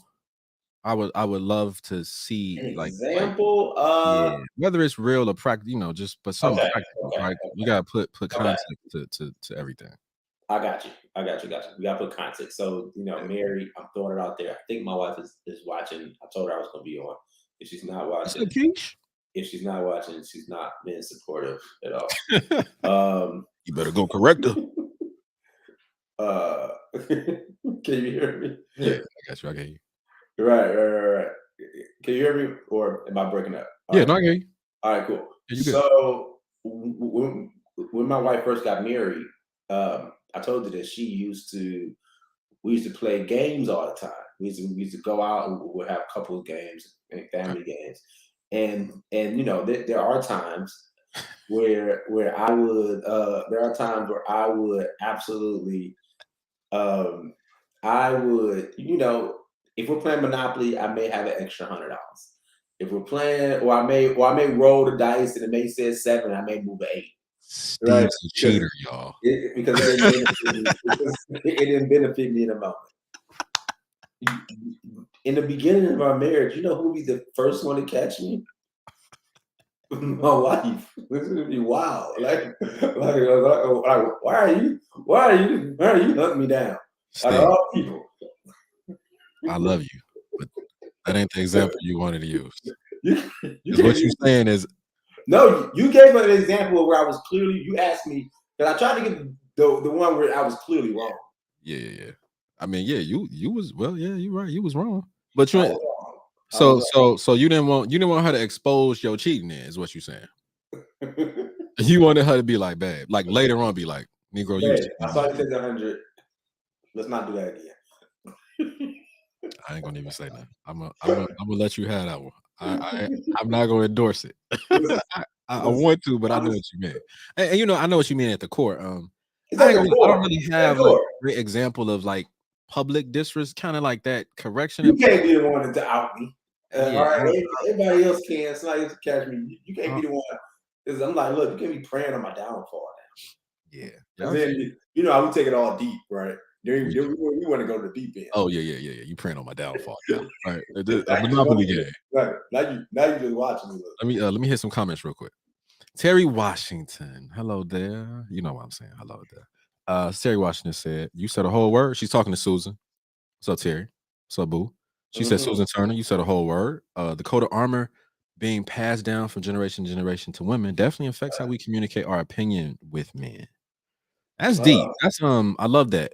Woman to woman, right? Because me and Steve are two men listening in, right? The code of armor. Men, for a second, listen. The coat of armor that men should wear as the head when men are absent, when fathers are missing. The code of armor being passed down from generation to generation to generation to women. It affects how women communicate our opinion with our men. I think that's real. This is why I never admit nothing. Look at Terry. You can scroll down. Look at Terry's last comment if you want to just go ahead. Oh well, I don't want to go. Okay, let me hit a few more real quick. I'm gonna get down. I'm gonna just do real quick. So, the book, I gave you the book. Aquarius, stand up, Uranus. Love the debate. Yep. Yeah. Greg, I know you gave me the hypothetical, but I want to hit Terry's for just a second. Terry again said, yes, year one is definitely hard because you're trying to get a line for what's the best perspective. Wait, I'm sorry, I can't even read. You're trying to get a line from what's best for I perspective to what's best for we. Yeah. Well, let me ask y'all. I don't want to make this like a, because I know where I want to go, but and I guess you can't. Like nothing prepares you for marriage but marriage. I mean, there's certain things you can talk about and all of that stuff, but at the end of the day, when it's for real, it's year one. So okay, I killed my own question. I'm gonna kill my own question. Yeah, it's a good segue. Whatever you're about to say is probably a great segue. It's nothing that prepares you for marriage but marriage. Note to self: never play Monopoly with Steve. So this is my point here. This is why men, y'all listening? This is why we don't confess to nothing. I want us to be honest, and y'all use it against us. I'm done. Y'all want my honesty? Yo, y'all gotta stop praying on Steve downfall. Steve working it out. I can't even get a fair game. Steve is in the growth phase on his Monopoly. That was old Steve. Don't let him run to the bank. Don't let him count. Oh yeah, nah, we can't. Okay, cool. That was great. I'm glad I went through all of those. So let me hop over here for a second. Greg, so let's provide a hypothetical. Okay. Let's talk about it, Greg. If my wife leaves half drunken bottles of water all over the house, and I come to her and say, babe, your act of leaving these water bottles around the house is wasteful. We go through several cases of water weekly when we don't have to. If you finish the bottle you start, I need you to correct this habit. Am I offering correction or perspective? Greg, so first of all, best friend Greg of mine is being very petty because I do this and he knows it. So he's talking about me, which is I'm gonna expose you though if you want to expose me. So I do this. I don't know why. I drink bottles of water. I leave them half empty. I don't know. I'll be finishing, but then I always got one to go back to. So every time I come to his house, he literally, it drives him crazy. And I love it. I leave bottles on purpose. Right. So that's my petty too. But no, that's my guy. So, but I would say, I'm going to answer and then Steve, I'll let you answer too. I would say if that's the situation, and let's take it for real, right? So you say, babe, you leaving water bottles, it's wasteful because we go through a lot of cases, right? We wouldn't have to go through many if you would finish, right? So I'm assuming in this example, she doesn't finish the bottle, she drinks half, throws it away. That is wasteful. Right? It is wasteful. Yeah, that is wasteful. I'd be trying to put them back in the refrigerator to still drink them, but okay, whatever. I think you throw them away, but anyway, you ain't talking about me. So in this my grandmother refills them with water and seals it like it's brand new.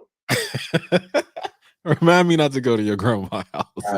I swear she do. Even this old water with backwash in it. We know.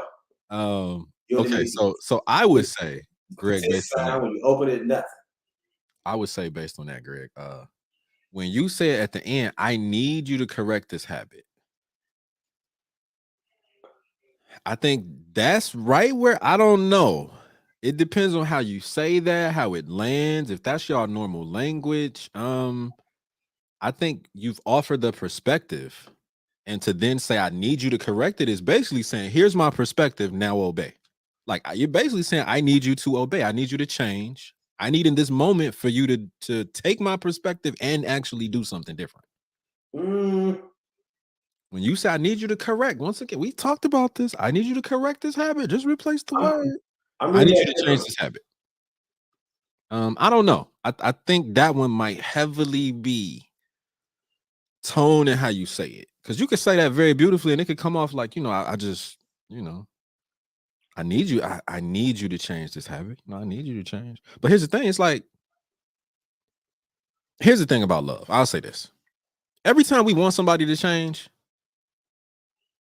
especially a habit, they're not going to change it instantly. That's where I think the problem comes in. When we want people to change, we want you to adjust to what suits us in the moment now. I need you to change. I don't know a human being on earth that changes as fast as we would like. I'm right now going through a process of meal prepping, you know, working. I know I'm not a big guy, but I've lost like almost 20 pounds in the last like 10 weeks and gained some muscle, right? It's great. I can't wait to see where I'm gonna be at in a year. It's so tough. Like I don't have the habit.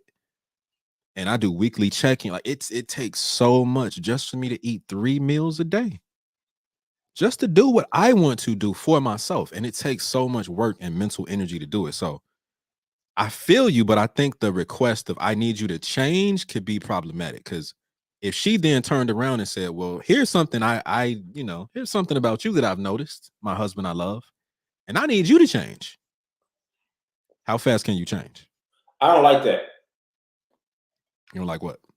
I don't like that's what I don't like. I The don't tit like for tat? when I come with a concern and you come back with a concern. Like, you know what, I've been thinking about this.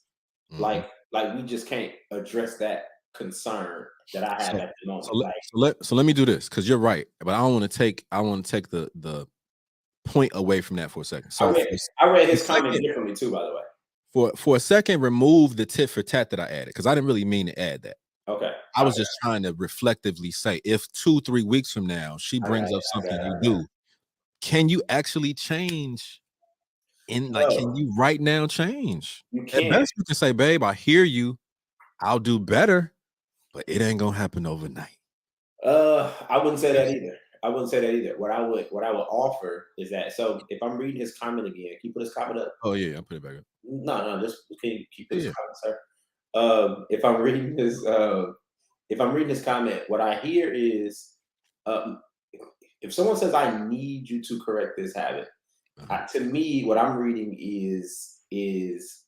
you reading? is the understand that this is not a want, meaning I need this probably for my mental health Mhm. as we move on in this marriage. Like, it is important for you to correct this habit. I need you to correct this, So right? so So you need to like understand that. the importance So here's the of, thing. Let me hop of on the this. back I of that. mean, we can replace bottles of water with obviously Yeah. something more whatever, but that's a real thing. When when I read I need you to correct this habit, I don't see it as controlling at all. I see it as a cry for, listen, this is serious to me. I need you to fix this. I need So you to work on getting this right. so here's the beauty.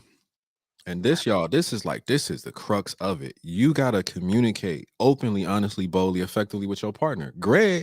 What Greg hypothetically presented, Steve is like, yeah, I'm cool with that. That makes sense to me. I think that's fair. Dawn, if you were in a relationship with Dawn, that ain't gonna work with Dawn.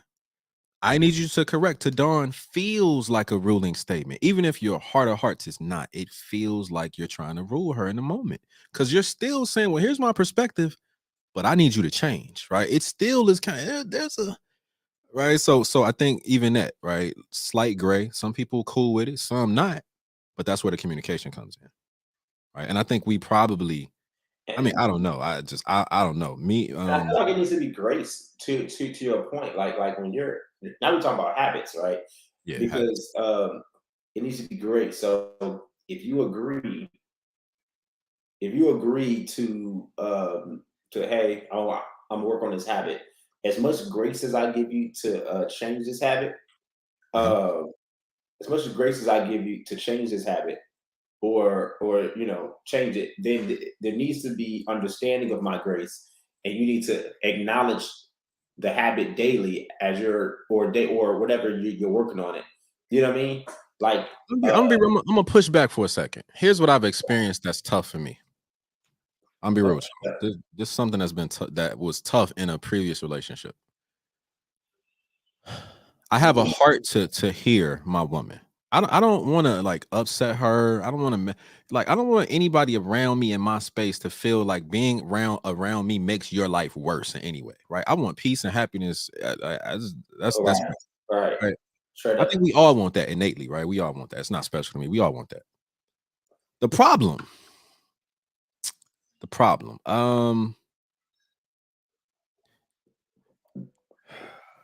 It's kind of like, dang, what did you just say, Steve? Because you made me think of this, and I almost lost it. What did you say? What was the Grace. last It's part you about grace, habits.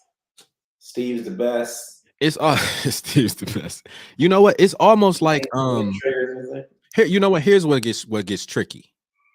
When I hear the request for better, and I make an attempt, and there is some growth, but it's not recognized. And then we back to the same conversation. And you're once again, I need you to work on this. And it's like, I have, don't right. And because then you start to become like, let me step out of like, let me step out of Noble into LeVar for a second. Now you annoying me. Now you're becoming nagging. Now you're like, I need you to change right now because I want you to change when you don't even see my growth. So that's why for me, I'm not gonna lie. I think at the end of the day, if I had to be black and white, very black and white with this, I personally think that's ego slipping in when we want them to change.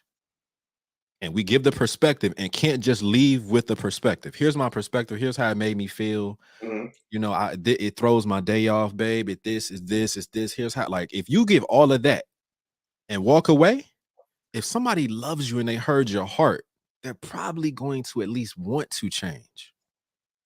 So for me, I ain't gonna lie. I really do think that one line of request on the end, Greg, I ain't gonna lie. I think that's that little piece of us that just wants to change. We just want what we want. And people don't change that fast. Especially if you're Greg said I like Steve. I can't wait to join this podcast. Everybody likes Steve. That's what's No, it's especially if you're here's a good perspective too. He said replace what do you say? Replace you with we. So instead of you need to change this habit, like we. That for me is even I can flow with that if you felt like you had to say it. Because at least we is like, yo, this is our house, this is our budget, this is how we spend. Like, we need to, at least that's inclusive. I like that a lot. Terry said it earlier, that first year about going from I to we, right? And then think about it. It creates that dynamic of you. You do this. You. I asked you to do this. Yeah, right. I don't know. I mean, I haven't been married, but I think the more you can say we. What are you seriously doing alone in marriage? Like, what are you really? What are you doing alone? You know what I mean? So you can do a lot alone. There's people that get divorced every day because they feel like they're alone. Well, I'm just saying. What I'm saying. What are we really doing alone though? Like, I know what we think we're doing alone. What you mean? But what are we really doing alone? Like, there's a lot of part of marriage. Well, your actions are yours. In this one, if you leave the water bottle, you did that alone. We didn't do that. You did it. Sure. If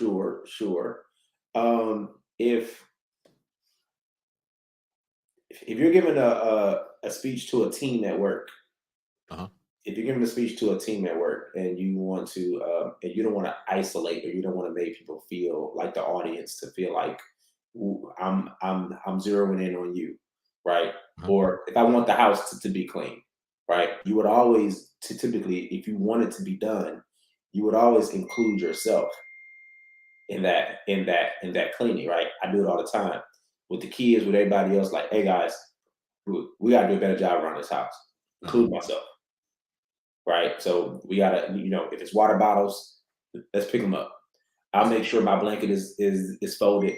You make sure, right? So you include that nice little we, even though you may be addressing one thing.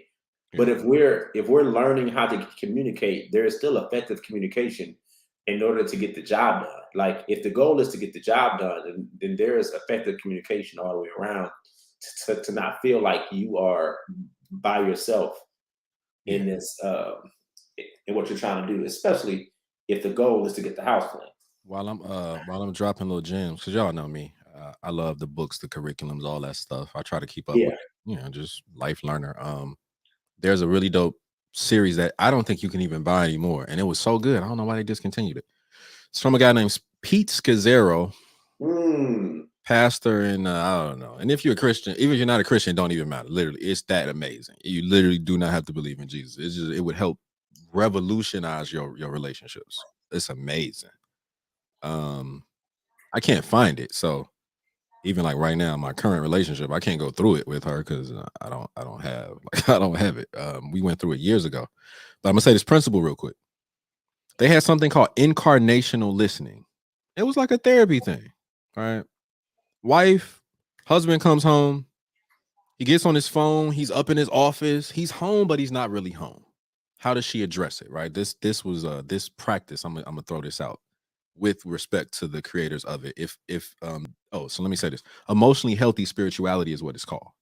Emotionally healthy spirituality. But this was the tools like DVD curriculum stuff, but they don't sell it no more. So I'm gonna talk about it. Whatever. It's a great book. At least buy the book. I don't know. But what would happen is framed from the biblical view that Jesus listened wholeheartedly. So here was the process. I think this would be a dope way to kind of come to some sort of close a little bit. Here was the process that was real dope. Anybody could do replicate, easy to copy, model. Somebody has an issue. And this was so dope. I'm gonna go through this. I'm gonna take my time, but it's not real deep and long. She has the issue because every time he's home, he's not really home. So step one, first thing she does is she says, "Hey, I want to do some incarnational listening with you. When do you have some time?" Now, the point of that is weird language, but that's the point. You're not instantly overflowing with emotion because he's done it again and you just, we need to talk, or it's like there's what I loved about it is the person with the issue starts, right? And the approach is humble. Hey, I need to talk to you. I want to do some incarnational listening, which is the process, which they understand. When can we do it? You're asking for their time, for them to give you the time, because the agreement is that if he's like, okay, hey, cool, I didn't know we needed to. Awesome, great. I'm free tomorrow, 7 to 8. Cool. You give her a time, or vice versa. You set on the time. Okay. The time is set to give the person a little time to just get ready, because whatever you about to hear is not something you doing is off or bad or wrong, right? All of that, whatever words you want to use. There's a problem in a relationship, right? And you need to be heard. It's about incarnational listening, not incarnational doing. I don't need you to do. I just need you to listen. I need to look up what incarnational means. Number one. Incarnational just means literally like in the spirit of, incarnate, right? Yeah, I thought so. I didn't want to assume. Yeah, so it's like in the spirit of how Jesus listened to people in the Gospels. When he talked to people, it was like wholeheartedly. He did. There's a whole bunch of stuff behind it. Anyway, it's just wholeheartedly listening, right? Fully giving your attention, your time. Incarnation, no, listen to you while I'm good. Okay, cool. So, wife has the problem. Hey, honey, need to do some incarnational listening. Okay, cool. When can you do it? I could do it tomorrow at 7. Okay, cool. They sit down. There's no TV. There's no phone. You're looking eye to eye. She has the responsibility. This is so mature. She has the responsibility to say, factually, here's what you do. Fact, not accusing, not saying he's a bad husband. Here's what you do. You come home. You get on the phone, you working in your office till 5, midnight. The kids don't get to see you, A, B, and C. She also has to say how it makes her feel. So we addressing the action, the factual action of this is what you do. This is how it makes me feel, which requires some vulnerability. A lot of times we don't want to we want to approach people however we want to approach them. It's such a powerful tool to approach people from the perspective of here's what you do and here's how it makes me feel, how it hurts me, how it damages what we have, how it impacts our relationship. The kids don't get to talk to you, the yada, whatever, right? She explains that how she feels, how it makes her feel, essentially how it is making her, right? So it's you got to offer up some vulnerability and say how it makes you feel.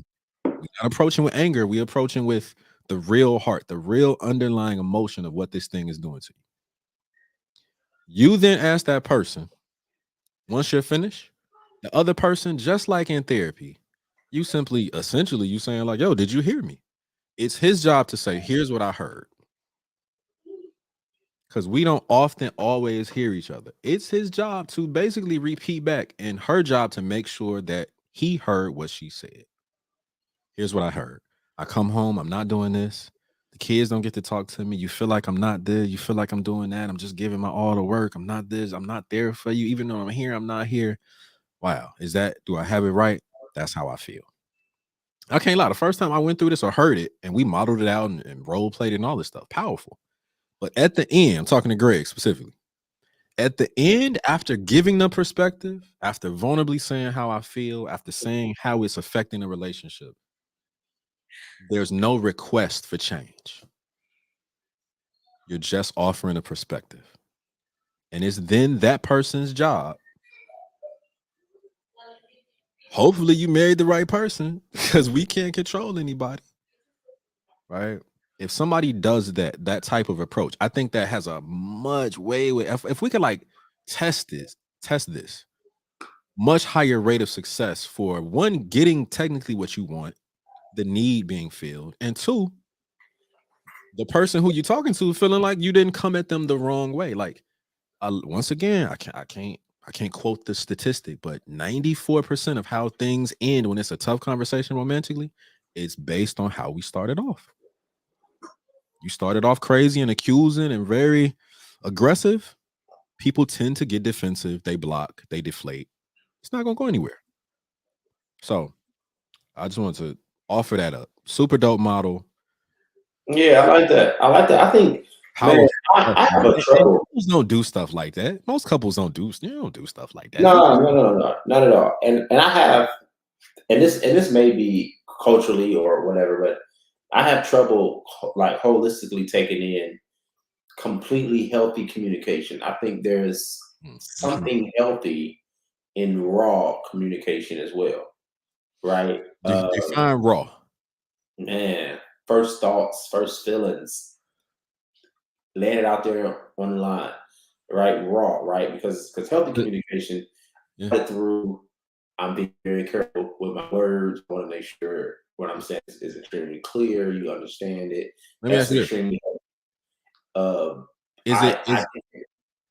Because what ends up happening is to me, what ends up happening is that when you marry, like, I don't have healthy communications with you.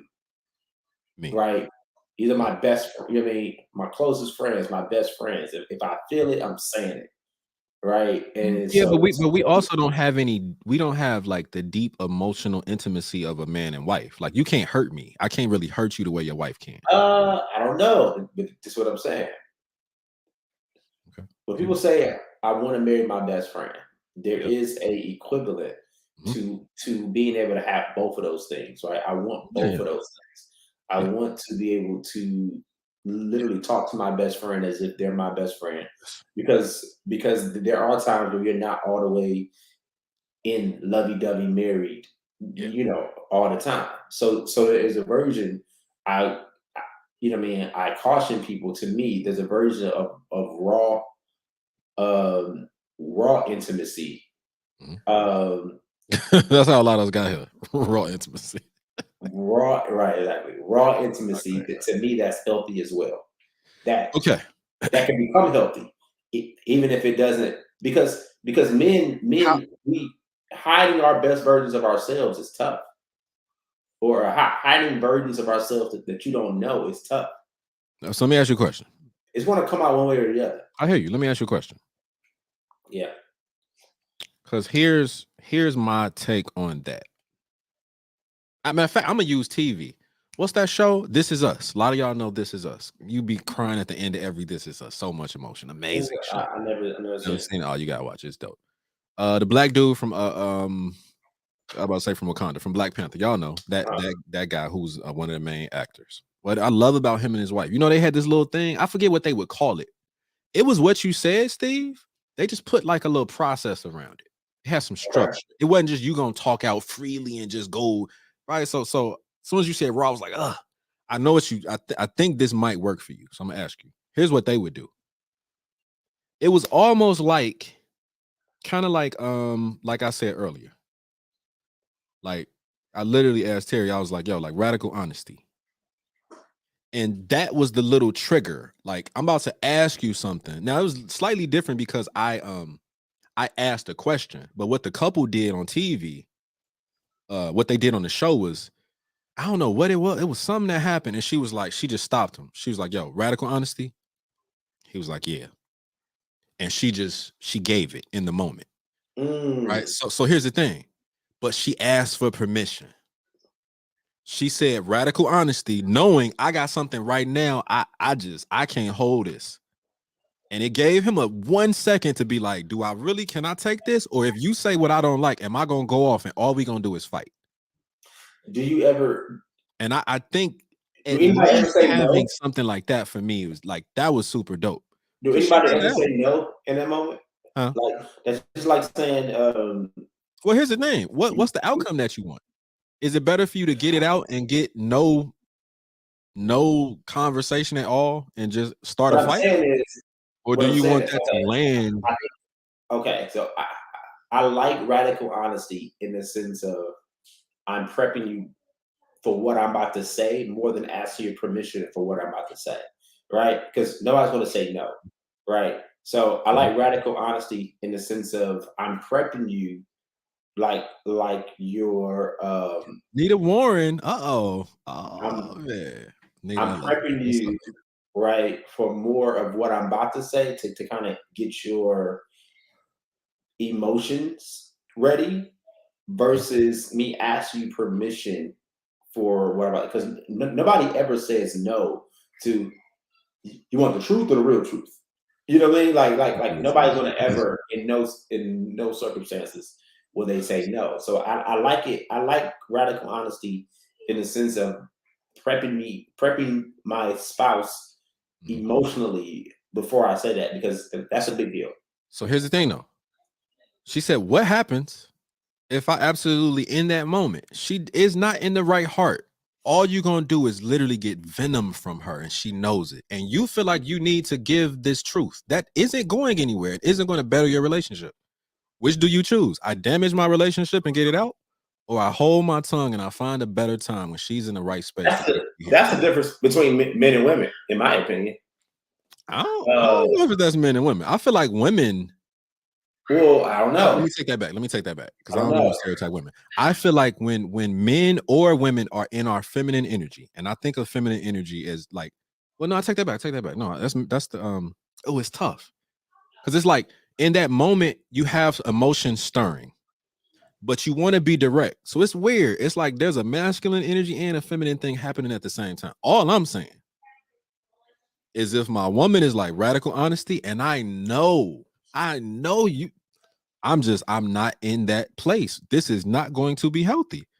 That's basically like me asking you, should I take the pin out the bomb and blow us up? No, not ready to hear it. Nope. I personally, I think the question, I think the question, I think the question is honoring, because if you just because you're with me can just go off or do whatever whenever, that to me is wild. I think higher level functioning couples don't just say anything at any time because they feel like it. Nah, that's just me. And I'm with you, Steve. I 100% understand, like, in this moment, oh, I need to say it. I need to say it. I need to say it. It just, I get it. I've been there. I won. So I ain't judging the statement. I'm just saying at the end of the day, I don't think it would get us the results that we want. Let me see what Nita said. She said, my husband doesn't always have a heart to hear and an ear to listen on some topics at a certain time. It is then that there is no amount of sugar that will change that medicine to go down at that time.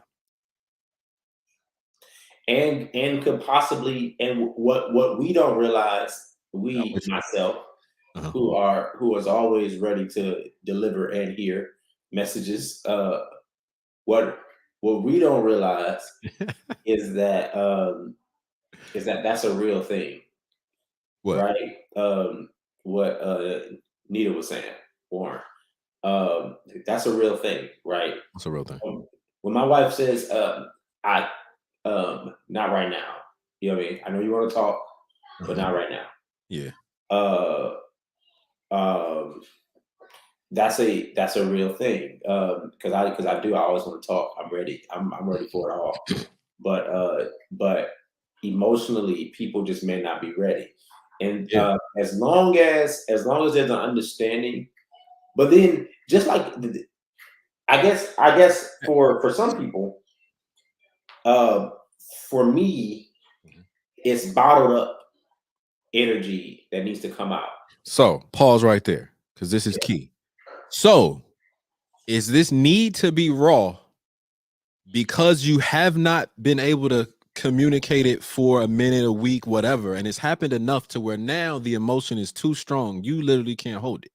No. What I'm just Okay. saying is Okay. whatever I'm just whatever's asking. at Just the asking. moment, that's a thing too, though. I don't want Yeah. to. Okay. I Okay. don't want Separate to say thing. that. Got it. Separate thing. That's a thing too. So this is But isolated incident. what I'm saying is that it's two sides to it. As much as you're not ready to hear it, Uh-huh. and it won't be therapeutic for you to hear it because you mentally can't take it in. Yeah. It's therapeutic for me to give it and for me to Okay. say it. Because as much as you can't hear So it, you need to say it to her. Isn't that I can't yeah, lie. yeah. Well, Like, who else gonna say that? I guess what I'm saying, if it's therapeutic for you to get it out, go sit in the park and write it out and give it to me when I'm ready to receive it. Because all you're gonna do is blow up something that was like for me personally. If I know I'm on one today, I got some feelings And towards that's you. I where, don't what blah. bro. It's not gonna. I'm just I trying was to. telling, and I hate doing this because I'm finance, but that's opportunity cost, right? So you're absolutely right. So like it's more beneficial for me to hold it in because I can control it than it is for me to give it out and she can't control what happens after that because I gave it and she wasn't ready. So I have to always do the responsible thing because even though it may bother me, I can control what bothers me more than what I did to bother her. Because you know what you about to say. She don't. 100%. 100%. Miss Warren said, "Yeah, I don't think we can assume your partner is going to say yes to radical honesty. They might just say no. Then what? Got to be careful with that one. Here's the thing. That's a great comment, but I'm a hone in and be a little critical just for a second, and I'm gonna just expand like on the human nature part. It's okay to hear no.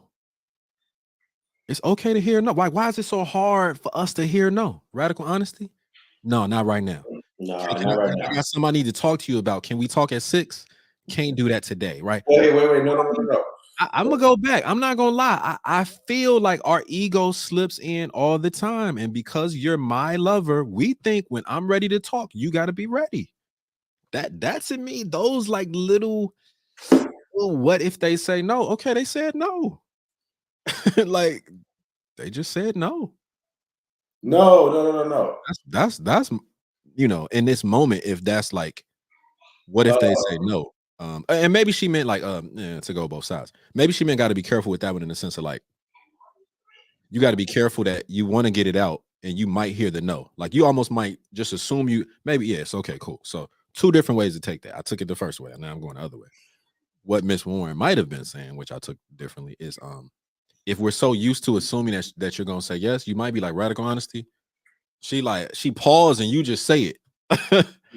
Because you assuming she was about to say yes. And she was like, I was trying to think if I'm I ready. just Like, might say no. Right, yeah, she just exactly. might say no. So yeah, I am gonna pull back because and once again, I interpret stuff how I read it. So And, that's and this is kind of and this is so. What if we're having a general conversation?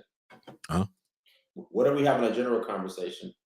And then you say radical honesty as if I can go another layer deeper. You know what I mean? How do we remain keeping that general conversation? Right. well, So so I'll say this. I'll say you this. say no, and you say no, like no, I want to stay here. Here's the thing. In my little simple world, I really don't have any other word for it other than that's where maturity comes in. If you can't hear no and not react, like that to me isn't adult. That's more adolescent, teen. Like you should be able to take the no, know that there's still going to be an opportunity in the future for you to talk to them, and not instantly. And I know that's tough. Right. I'm not saying it's easy, y'all. So let me be real. I'm not saying it's easy, but I gotta be real with you. I'm very idealistic. I like try to like find the ideal and gravitate towards that in most things in life. Right. That's my strategy of survival as a man, right? I find the best thing, the best ideal, and gravitate towards it. So I know that's incredibly hard to do. But once again, if they don't want to talk, if your spouse, your girl, your guy does not want to have that conversation, we're back to control. You gonna force them to have a conversation they're not ready to have? What's the results? Y'all just gonna break up for the 44th time. Right. So I think as long as there's a history, of that person coming back and saying, great point. Because we remember everything. We remember everything. Like you ain't want to talk about it last time, and you don't want to talk about it this time. Like so we just ain't gonna. You can never talk. You ain't gonna, this your way to get out of it. And let me be real with you. This is some no, I ain't gonna even go there. I'm about to give another little tool. I ain't about to give out all my gems. I ain't about some of this stuff I'm gonna do something with. Y'all know me. So there's some things coming. But let me see. Kevin Lee said, yes, I get maturity, but in fairness, you should allow her to get it out though. I mean, you should, but once again, what outcome do you want? If if she says this thing, you're going to full out explode. If she brings up the thing you think it is, right? Do you intentionally explode on your girl or your wife? You hear that? Oh yeah, I can't. Hold on. I got sound effects too. We're about to do sound effects. Wait a minute. I got sound effects too.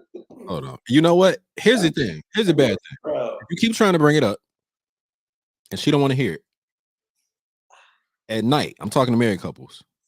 You gonna be when you feeling a little, you're gonna be feeling a little sexual horny. She gonna remember that you didn't respect the no. Here's what you're gonna hear. Okay, you don't put your hands on me. You don't touch me. That's what you're gonna hear. She gonna shenane you. Okay, you don't put your hands on me. You don't touch me. Oh, you got fellas got to think, man. You better give that woman some time to respect she don't want to talk. I can't make no grown woman talk. You can't make no grown woman talk. I can't make no grown woman talk. That is funny. That's funny. So let's do this. I clearly don't have time. You guys have been on. This has been fun, dope. I love it. I'm gonna do more of these. Steve is gonna hop on. Greg is gonna be on. I'm gonna bring all my friends on. Nita, you're gonna be on some. Terry, you're gonna be on some. I'm gonna bring everybody. I'm gonna pick specific ones to bring folks that I know I can have great conversations and keep doing this. So this is awesome. Yeah, I'm gonna just I'll say this. Let me go back. Let me put a little music on real quick. I thank y'all for checking in. Hey, we've had a good time. I love you guys. I do this from the heart. It's just conversation. It's work. It's work. It's work. Work. Love is some work and love. There's some pain and love, but it's such a beautiful value. It's the most precious, important thing we have. I just believe in doing the work, right? And trying to talk through these things and figure out, how do I say it to you? How do I correct you? I'll use the word even though the whole time I said don't use it. How do I correct you? How do I give my perspective and know that it's taken serious? Like that's all we want. That's all both sides want, to be heard, to be respected, to be loved, to be in harmony. That's all we want. That's it. But getting there is tough. Getting there is tough. It's not easy. So, Miss Warren, we live every Sunday. No, look. Yeah, look, Steve about to put us on the schedule. I ain't ready for the schedule. We live every Sunday. Alicia laugh. That's what's up. Tanya said, great conversation. Thank you for joining us. I can only have it with y'all. So Kevin Lee said, respect brothers, respect my brother. Appreciate you for hopping on. Alicia said, as always, great topic and conversation. Thank you. Greg's wife is Natalie. Natalie just made a comment that if I'm acting like a child, she would correct me like a child. I wasn't taking my medicine and she corrected me because of my mishaps. I'm a end there. That's the perfect light way to end it. If you acting like a child, They Yeah. gonna treat you like a child. So let's be adults so we can Let's be be treated like adults and just avoid it all. Like nobody wants to be talked down to like a child. Nobody. Thanks for joining. My name is Noble. That's Steve, the finance guy. See the finance guy. You checked out an episode of Hey, how you like my background though, bro? Oh, go ahead. You want to do it? Go ahead. Get your background. Go ahead. No, I'm asking you. How you like it? How you like the like? Oh, background. I thought you meant like who you are. Background. Yeah, it's dope. I like that you put the light on. When you put the light on, it got. No. Yeah. Everything look good though? Yeah, I got one idea. We're gonna talk. I got an idea. You do? Yeah, I got an What idea. y'all think? We're good. I like Steve's background. Like Yeah, it's clean. It's clean. I love the wood on one side. You know, got some numbers. yeah, it's not even wood. It's wallpaper. Oh, it's wallpaper. Yeah, okay. You like that? You like that? You can tell on Can't tell. $13.99 at Target. All day. Love it. All right, guys. As I always say, because my mother get on me if I don't say this, share this video with somebody that you know, that you love, who needs to think a little more critically. Anybody in a relationship could benefit from this, even if you're not in one. Preparing and thinking, how will you approach when you have a serious issue or problem? And there's behaviors that you don't like or bad decision making happening. How do you approach it, right? Approach is everything. Approach is everything. Men to women. I know I framed it as should a woman correct her man? But we can flip it to either way. And I think I'll end by saying we shouldn't even want to correct, to rule, to change the person we love. In respect and in like sincere love, we should want to offer our perspective and know that it's going to be taken serious and that they'll adjust and self-correct when needed. I'm out. Thanks for watching. Love y'all.